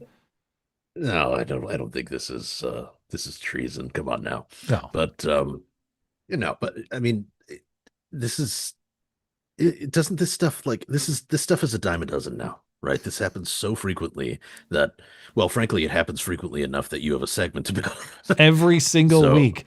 Sometimes there are more than others, which is why we have to talk about the WNBA during those weeks, but every single week. All right. You mentioned it before we were live, but before we get into the actual Rust review, wow, what a strange coincidence. I guess we should have had her on the show, because Hannah Guteirrez-Reed, the only person to go to prison for the Rust shooting, got out of prison this week. She's out. She's going home to Arizona. She was the armorer and prop manager on the set of Rust, and in the killing of Helena Hutchins, the only person to be convicted, the only person to go to jail. Assistant Director Dave Hall took a plea deal. Alec Baldwin was charged, but the charges were dismissed. Well, they were dropped in December after they were dismissed by a judge last year. Prosecutors bungled the case in many different ways, but the way that was fatal to the case was they withheld evidence from the defense, and that'll get you. So Alec Baldwin, his charges went away that way. Prosecutors tried to appeal that decision. They could not revive it, and so there won't be criminal prosecution for Alec Baldwin. But Hannah Guteirrez-Reed was convicted for involuntary manslaughter. She, of course, was responsible for the guns and gun safety on the set, and her taking those movie guns, target shooting with her friends, is one of the leading theories about how a live round got into the gun that Alec Baldwin shot and killed Helena Hutchins with. And we still don't conclusively know how that ammunition got on set. She was sentenced to 18 months in prison, served 85% of that sentence as mandated by law. She's now released on parole for good behavior and for completing a drug rehab program. And I need to know when exactly the drug consumption started, because just as a matter of professionalism, how are you managing gun safety when you're on drugs? But as a matter of legal possession of the guns, how do you have them? You can't if you're a drug user or a drug addict. I'm going to assume she started using drugs as a coping mechanism after this incident? Something like that. I have no idea. But I mean, also, this is Hollywood. Like, again, theoretically, you're not supposed to do a lot of shit, but they do. Well, she left Western New Mexico Correctional Facility in Grants, New Mexico on Friday morning. She now heads home to Bullhead City, Arizona to serve out her parole. That lasts for the next year until May 23rd, 2026. She's also banned from contact with the Helena Hutchins family. Helena's widower, Matthew Hutchins, any other member of the Hutchins family. Do they have some kind of conflict? I mean, I get it. You killed our mom, but I don't know if they're actually like actively fighting or something like that, but that's part of the order. Hannah has to get a job. She has to submit to a curfew, submit to mental health assessments to complete this parole as well. She is also appealing the conviction, though this reporting in Deadline, I'm not clear what the appeal actually, what the legal theory for the appeal is. It doesn't explain it. But maybe Hannah went home to watch Rust. Who knows? Or maybe not. That the only thing with lower viewership than the WNBA apparently is Rust. Because Rust opened in theaters on May 2nd, And according to the Hollywood Reporter, it made just $25,000 on its opening weekend. You suck. Fuck you. It was kidding? also, yeah, 25 grand. Oh my God. It was also released for on-demand. 115 theaters. And that's the thing. Like, if it was one theater, okay. Yeah, 115 theaters. I can't do the math in my head, but what does that break down to? $200 per theater. Okay. For the weekend. Oof. Anyway, $200, and with the price of movie tickets these days, that's like what, 9 people? Yeah, I don't know. I don't think it was in town here. I didn't hear anything about it. But it was also released on demand through streaming, and that's how both of us watched it for review. So if you're ready, I'm ready to get into it. All right, let's do it. All right. Well, I'm kind of looking forward to this. Here with a revival of the old movie review intro featuring the voice of Batman, our old friend, the AI artist, Jamie, has assembled this special intro for the Rust review. In a world of movie references flying over his head, one man will finally watch them. This is the Matt Show movie review. Or maybe the Matt and Bat movie review. That's, I'd seen the various AI depictions of you and Blonde in the past when that was done, and I'd always found them entertaining. But it's weird when it's you. You get used to it over time. I've got to say, I was not expecting that. That was very bizarre. He does a good job. I don't know his methods, but he knows how to do it. So at least for tonight, it's the Matt and Bat movie review. And that's right. Tonight's movie is the 2024 ill-fated Western flop Rust, in which Alec Baldwin gives his own life to teach a new generation how to get away with murder. Of course, Jamie, our AI guy, put together some face swap stills for us too. So I'm going to let these roll a little bit. I hope they don't distract you too much, because I'd like to let you do your review of the movie first. Okay. Well, let's see. So I went into this admittedly not unbiased. I did not go in with a an open mind. I went in wanting to hate this, for, I think, understandable reasons, I would say. I also will note the first thing that pops up when you watch the film is the studio that produces it, which apparently is called 120 dB Films. Yeah. So that's 120 decibels is roughly the decibel level of a gunshot. I'm just going to put that out there. I did not know that. Bingo. So that's where the entertaining things start. So there's plenty wrong with the film. It's as flawed as any production would be. I went in wanting to hate it, and I came out thinking, oh, that was okay. I mean, it wasn't horrific. As plots go, or whatever. It's not original by any means. It's certainly every character and every plot point is a road well traveled. Let's put it that way. You have your old curmudgeonly mentor figure to the greenhorn who's who never signed up for this. You have your lawman who's sort of weathered and worn and downtrodden, but he goes on the reluctant hunt anyway because it's his duty. And these are all characters we've seen before by other names.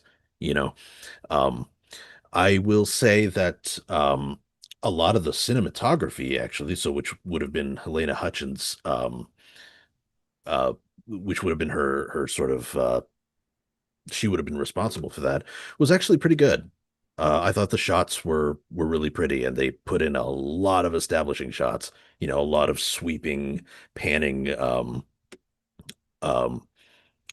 shots of the country and stuff like that. And I thought that was pretty well done. It reminded me of playing Red Dead Redemption 2 to an extent. That's kinda. The fast travel animations.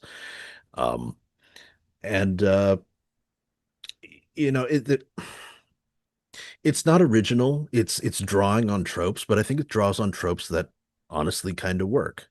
And it was imperfect. It was okay. But I thought as a film it worked fine. And you do wind up getting you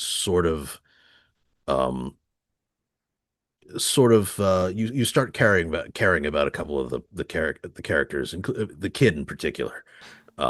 Just because what he faced was kind of bullshit, like the judgment for his punishment just kind of went way too far, but there was no way for the judge and the jury to know that. Too far for Batman. I don't know. I think that we need a little bit more of that, Judge. Harsh justice will serve our country well. But okay, well, I mean, he's a kid, right? Who's living in he was living conditions. as a man. That he was living the manliest life I've ever seen. Anyway, well, that was the necessity. It was good to see that Alec Baldwin is capable of playing himself, an evil, angry, miserly, curmudgeonly, murderous old fart. We are totally aligned on a lot of these points. So, how about this in closing on your take? What is your favorite thing? What was the worst thing? And what would you rate it out of 5? My favorite thing was actually probably the setting. Okay. The setting it was very well done. Like the way that they sort of built the town sets and stuff like that was very convincing. I thought it looked great. The worst part about it is I wrote a whole thing on this, but basically it is very clear that the writers of this film hate Christianity. Dude, it's like you read my mind. You got all my points. Okay. Now again, I'm not a Christian myself, but it was so ham-fisted. Yeah. Like it was so obvious. The only times that God is invoked, death follows. Yes. Like the worst possible shit happens whenever that's invoked. And then the main characters are people who sort of like don't believe in God anymore. Yeah. The U.S. Marshal dude, Elwood Helm, I think his name was, actively questions his faith and is rewarded by sort of kind of just so you guys know, I don't believe in God. Okay, cool. Thank you. Hey, I'm a Christian, but I have questionable moral character. Oh, thank you. I appreciate that. Yeah. The one guy who's like clearly like really invested in scripture and stuff like that is a cartoonishly evil, scar-faced, whoring, murderous, scripture-slinging bounty hunter who goes by the nom de guerre preacher. Yes. Like it's so in your face. The only other legitimately like clearly Christian character is that is that woman who preacher meets up with and then winds up like roughing up, but she likes it. And then at the end of the movie, when little brother is seen in the church and there's a reunion at the church, which is like plausibly pro-Christian, I guess. I don't know. But okay, out of 5, what would you give it? 3. Okay. It was an okay film. Like it was not bad, but it had its problems. We are right there, like same idea for the same reason, or same evaluation for the same reason. But the things, I'm going to stick with the same format I used to use. So I'm going to start with what I loved or what the best parts were. And I agree with you fully. The best part by far are the aesthetics, which of course is a lot of Helena Hutchins' talent. Ironically, tragically, that's like the biggest contribution to this movie. The best part of the movie. I'm not clear how much was actually her and how much was after the fact, but she had some talent. And the other piece that works well with that is it's a setting that lends itself for that sort of eye. The Montana setting that was the place for a lot of this was very beautiful. It was made, a lot of it was made at the Yellowstone Film Ranch, which is not very far from here. I know exactly where this is. This is right at the base of Immigrant Peak. It's in Paradise Valley, between Livingston and the north entrance of Yellowstone. It's the same spot that John Dutton and his family fictionally live in. The show. Right. No, that makes sense. That's where this is. Obviously in the show, it's supposed to be Wyoming, but physically, Wyoming. Yeah. That's where this is. So all around beautiful movie visually, really appreciated that. Cool. Like, the setting's cool, but just like these aesthetic, well-lit, crazy shots that they got. This scene where they were riding off silhouetted was super cool. Just a lot of great visual shots and effects. The stuff that did not work. And it's the elephant in the room. Okay. I went into this, and I was thinking like, I'm going to evaluate this movie on its own. I'm not going to look at this through the lens of the shooting or through my dislike of Alec Baldwin, the guy, and all that. I'm just going to evaluate this on its own. And you would think that they would have taken steps like not to shove that in your face or to try to remove it from the context in which it unfortunately fits, which is the fatal shooting of a woman.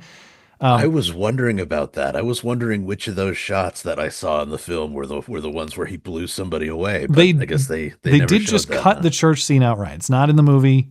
Wherever it exists, we can't see it. So you know and I know they did rewrites. So you know that they were thinking like, okay, this is going to look bad in the context in which it now fits. However, some of the writing in the scenes, I'm like, this is so awful. It's hilarious. At the end, it seems as though Alec Baldwin is hanged for Helena. Spoiler alert! I know you're going to get it in this. You're going to get that in a movie review. But Alec Baldwin plays a fugitive character. The law finally catches up with him. He's hanged for his crimes, and then the credits roll. And the text says, "For Helena." For Helena.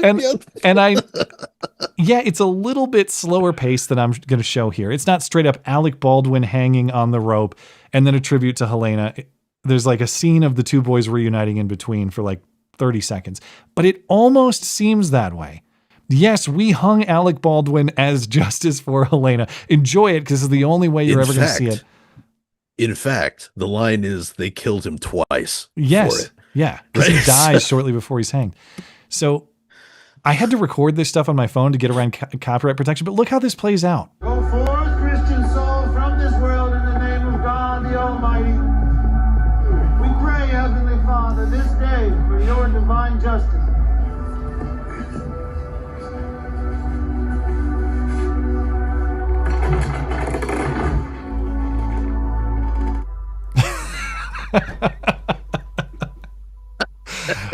Well, I sure hope that she appreciates the gesture. Hey, what can we do to make this better? Says Helena Hutchins. I don't know. How about I don't get killed by Alec Baldwin on the set? That's what we could do to make it better.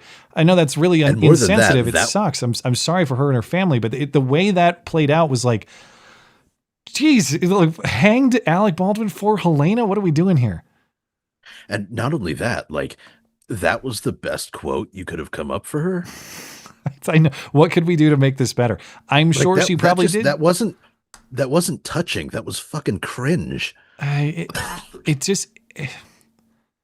trying not to be like insensitive or cruel because the family member was killed by Alec Baldwin. It sucks, but I can't believe. I don't think it's insensitive to go, wow, this was the best you guys could do for somebody that you literally killed on set. And you're talking about a movie. Did she say about Rust, what could we do to make this better? I'm sure we can all think of a few things you could do to make it better for Helena Hutchins. Yeah. I mean, it's not make it cost an arm and a life. That's it was low budget, but it was not low cost. You're right. Then there's this other scene. I couldn't believe what I was watching. The dialogue in the context of the shooting at times is just face melting. The premise here is that this boy, Lucas, has been busted out of jail by Alec Baldwin's character, Harland Rust, who's actually his grandpa, but he doesn't know it. The boy has been sentenced to death for this accidental murder we were talking about. Harland is his fugitive grandpa, so they're sorting that out. The boy is demanding to know who Harland is, and he's pointing a rifle at Harland, Alec Baldwin's character. And then in the dialogue, Harland, Alec Baldwin, says that he and the boy are both murderers. So they have that in common. And if the boy wants to shoot people, he needs to remember to keep one in the chamber. My name's Rust. I never heard nobody called Rust. Don't come no closer. Give me that rifle, boy. You're a murderer. No, that's something we have in common. Next time you want to kill somebody, you make sure that you have one in there. Oh my God, bro! You did rewrite, but you didn't rewrite that? Yeah, and I mean, I actually had to go back and watch that scene several We did times too. to My make sure I family was hearing it properly. My family, we watched it together and we were howling. I was laughing out loud. I was like, I didn't think I was going to record clips because I didn't know if I was going to include clips. No, I have to go back now. You I had to after that. Yeah. That's where I stopped. That was the first time I rewound. Exactly the same experience. Like same here. He didn't say that, did he? They left that in there. Listen, boy, you want to kill someone, you make sure you have one in the chamber. Okay. Yeah, no, I definitely heard that and went, no. No way. They should have given Lucas the line like, well, what if you don't want to accidentally kill someone? Then you should probably take one out of the chamber. Keep your finger on the hammer and away from the trigger. Well, Grandpa, your trigger discipline is very poor. Okay. I share your assessment. This was a very generic story with pretty generic characters. It's generic Western idea. Okay, commit a crime, go on the run from the law. Old man sacrifices himself to save his grandson. Grandson gets a new life at the end. It's not like a garbage story, but it's not memorable either. You already hit this point. It was so annoying how the atheist is the good guy and the Christian is a bad guy. And it's not like just passively mentioned or implied. It's crammed into your face repeatedly in every scene. The U.S. Marshal has a dying son. He's like, I never believed in God anyway, but I'm a good man regardless. And the bounty hunter is like constantly talking. He's talking scripture to the whore about how he's talking scripture to a black whore about how he used to capture runaway slaves for the South or something. And right after banging the shit out of her. Yeah. And then he seduces a widow out on the prairie because he sees a crucifix in her living room, and he also bangs her while praising Jesus. But then in the end, he's basically a murderer and he's a bad guy anyway. That whole piece of it, atheist good, Christian bad, way over the top. And speaking of over the top, a lot of the acting was just bad over the top. Now, not in the case of Alec Baldwin was just Alec Baldwin. He's the same guy as Harland Rust as he is talking to George Stephanopoulos about how he doesn't know whose fault it is that Helena Hutchins got shot. It was the same person. I said, he's playing himself. Yeah, so that's why it was hard to separate him from that. It's because he was just Alec Baldwin with a bigger beard. But you had these slightly scratchier voice. Yeah. You had these two sidekick characters for the U.S. Marshal. They were supposed to be these like country bumpkin types.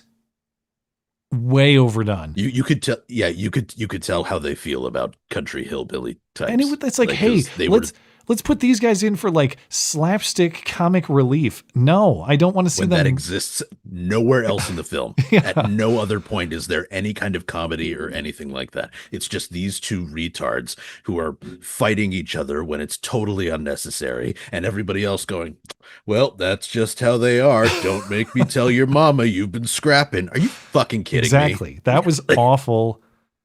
And then the Christian bounty hunter guy, not just in his character as this Christian but actually evil person, way overacted, way over dramatized. His lines take like twice as long to say as a normal person would say them because they have to be said as dramatically as possible.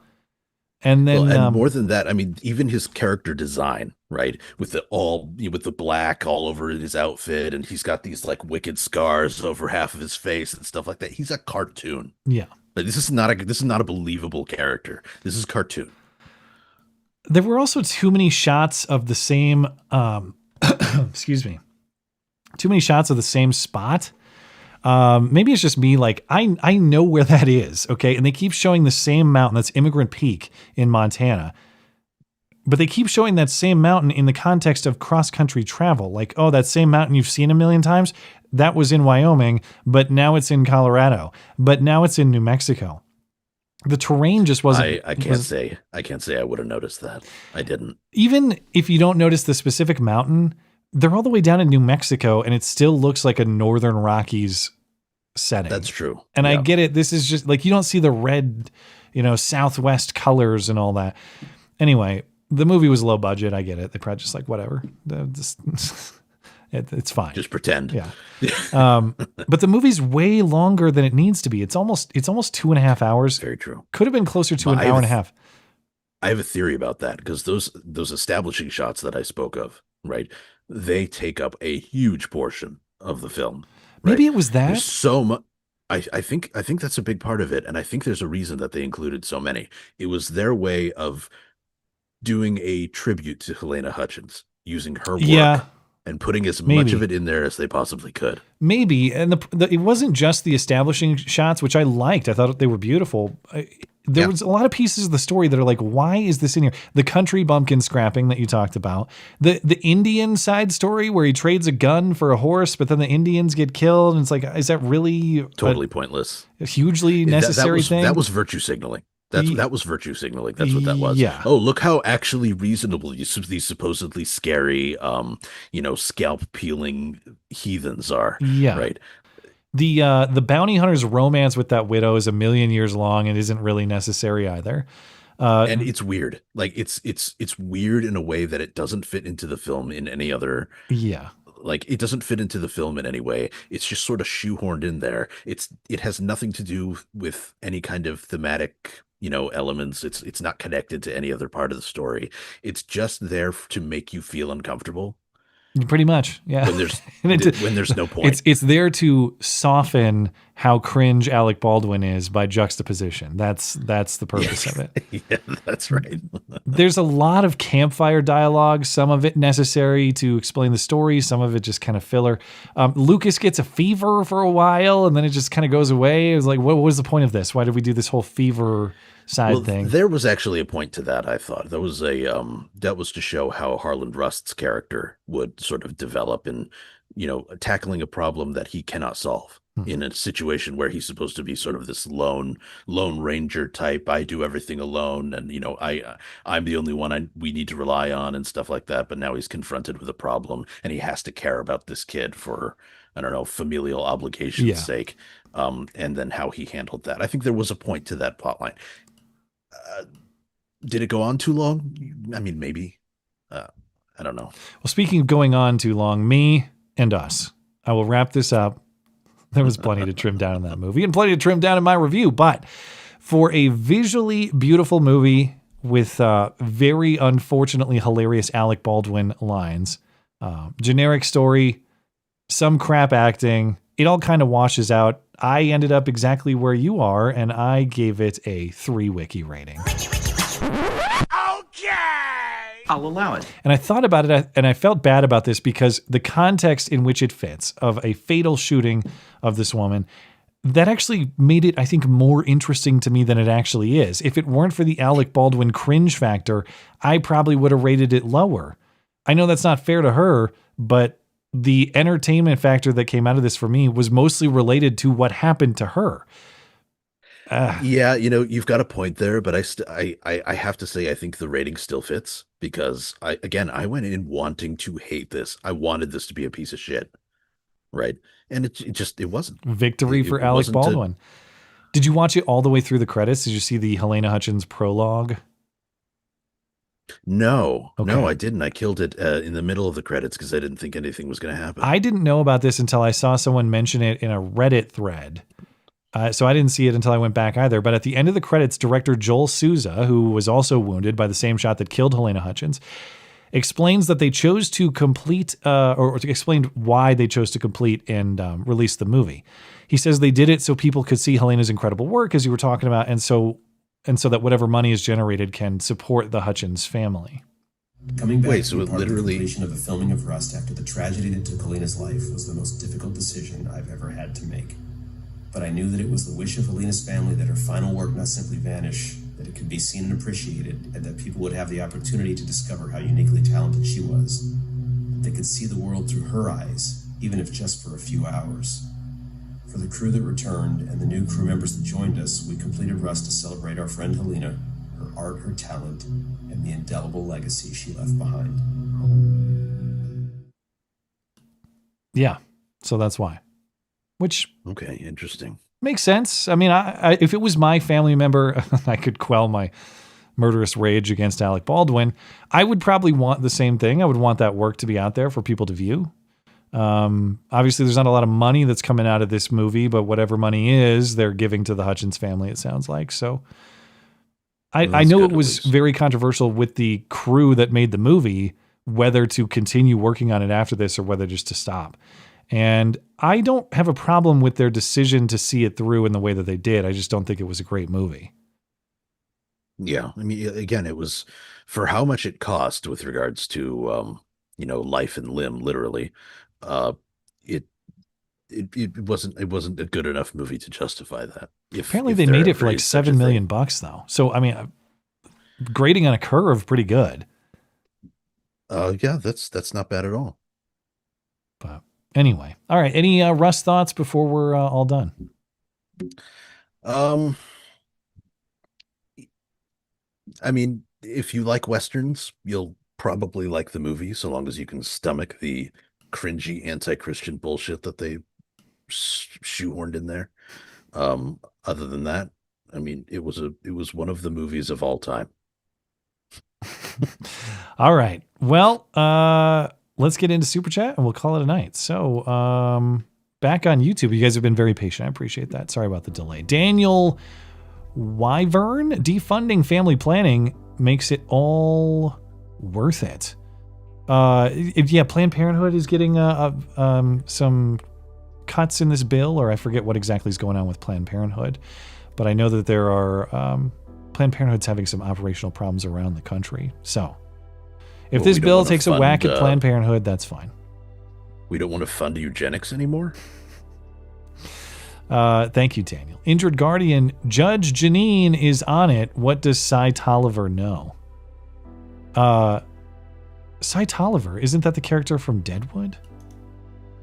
What am I looking at here? Yeah, that is the Deadwood character. What does he have to do with Judge Janine, though?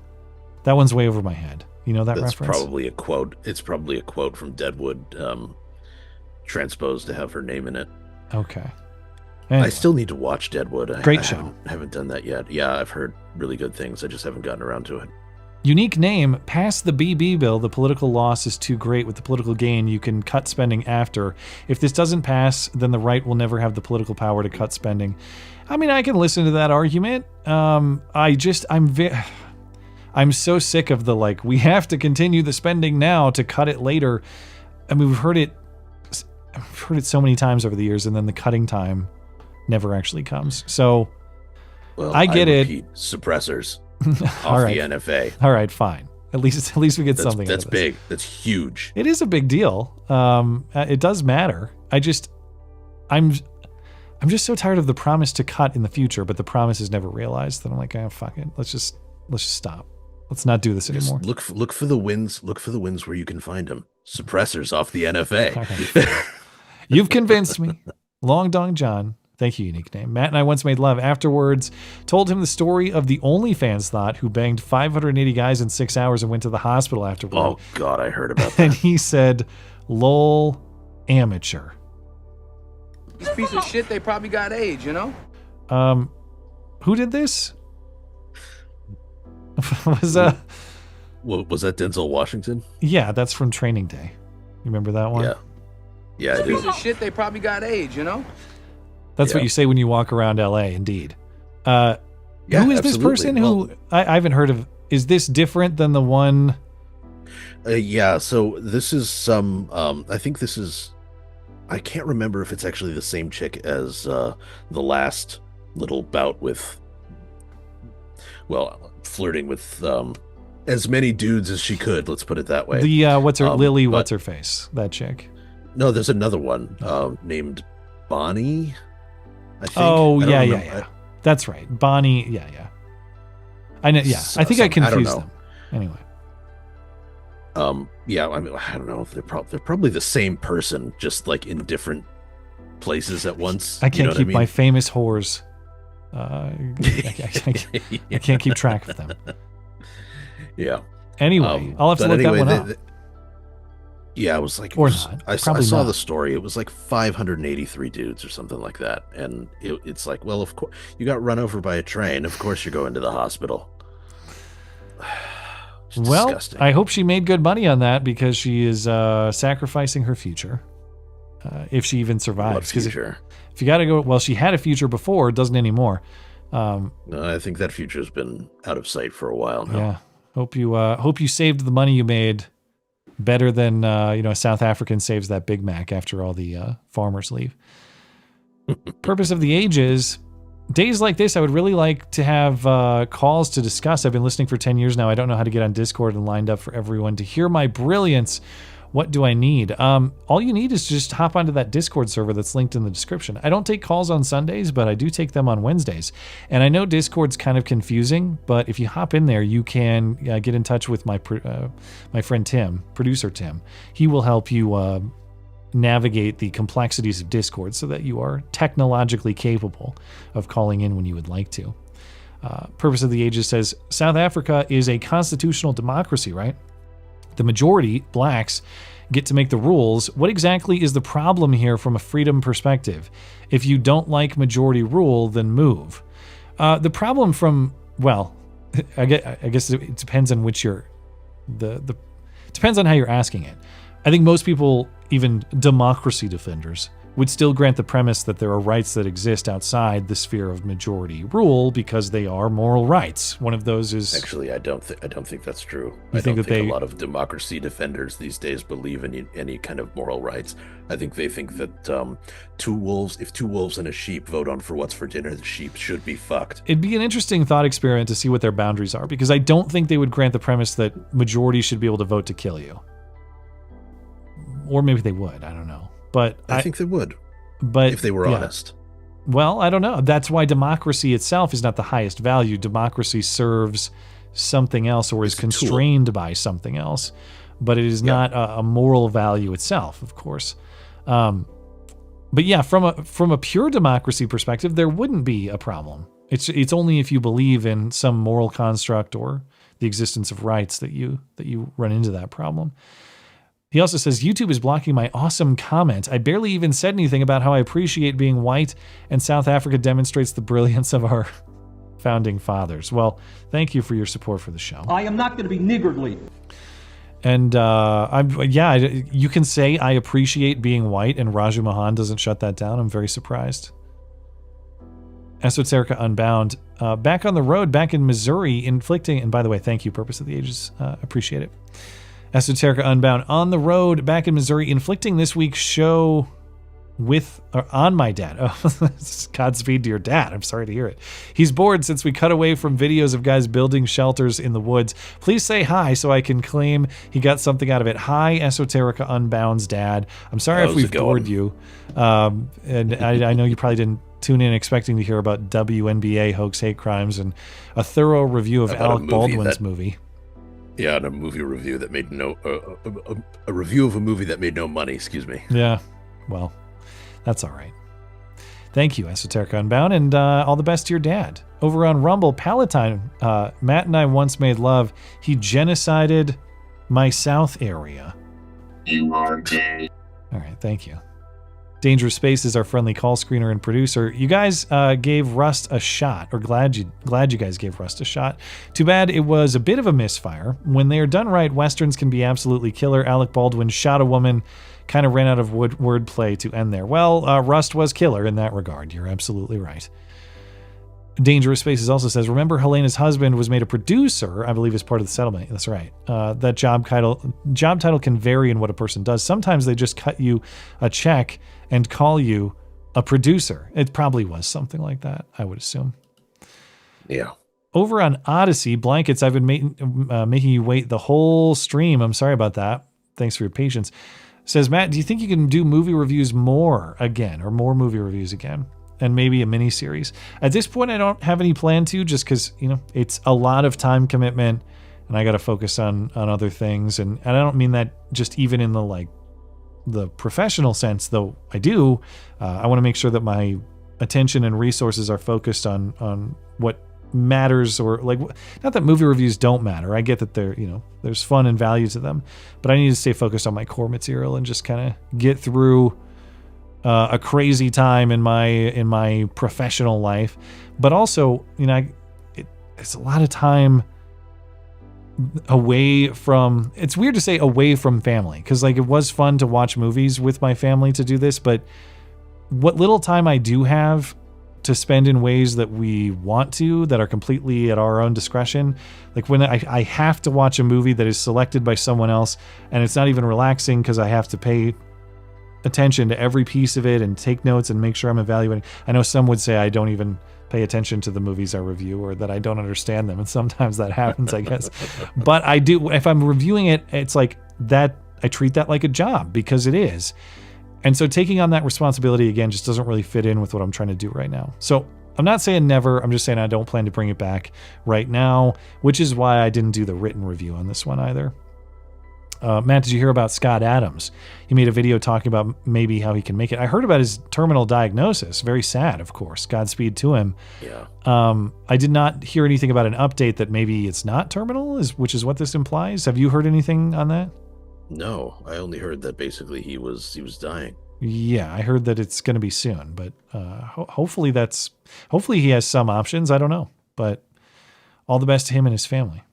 Matt, do you ever think maybe you can review the 1990s Batman movies? Well, if that's what came up in my movie review queue, I guess I would, but we'll have to restart the program once more for that to happen. And Matt, guess you can say that Alec missed his shot at a comeback with Rust. Well, he didn't miss all his shots, did he? Thank you. In fact, actually, his KDA is very good. You know, one shot, multiple targets hit. That's true. He got a collateral. I forgot. That's right. Yeah, the old Call of Duty collateral. He's got a greater body count now than like the 99.99% of all gun owners in the country. So. Anyway, all right. That's all the super chats. Anything else you want to say before we're out of here? No, I think we're set. All right. Well, thank you for tuning in tonight. Thanks to our live chatters and super chatters for making the live show a success. If you're listening on demand later, thank you kindly as well for supporting the show. Thanks to Ernst van Zyl at AfriForum for joining tonight. Thanks to Batman for sitting in and for his diligent review of Rust. Thanks to producer Tim for his continued assistance as well. If you'd like more to listen to, check out the podcast page on my website, mattchristiansenmedia.com/podcasts. You'll find not just the video show, but also the audio show too, if you prefer audio podcast listening. Anything else show related? You want to send me a message, you want to pick up a t-shirt, you want to find the latest episode of the show, my latest videos, all that stuff, mattchristiansenmedia.com is where you do that, or mattis.gay. If you prefer brevity, I'm back, of course, on Wednesday and Sunday nights. Have a great night and a great week. Take care now.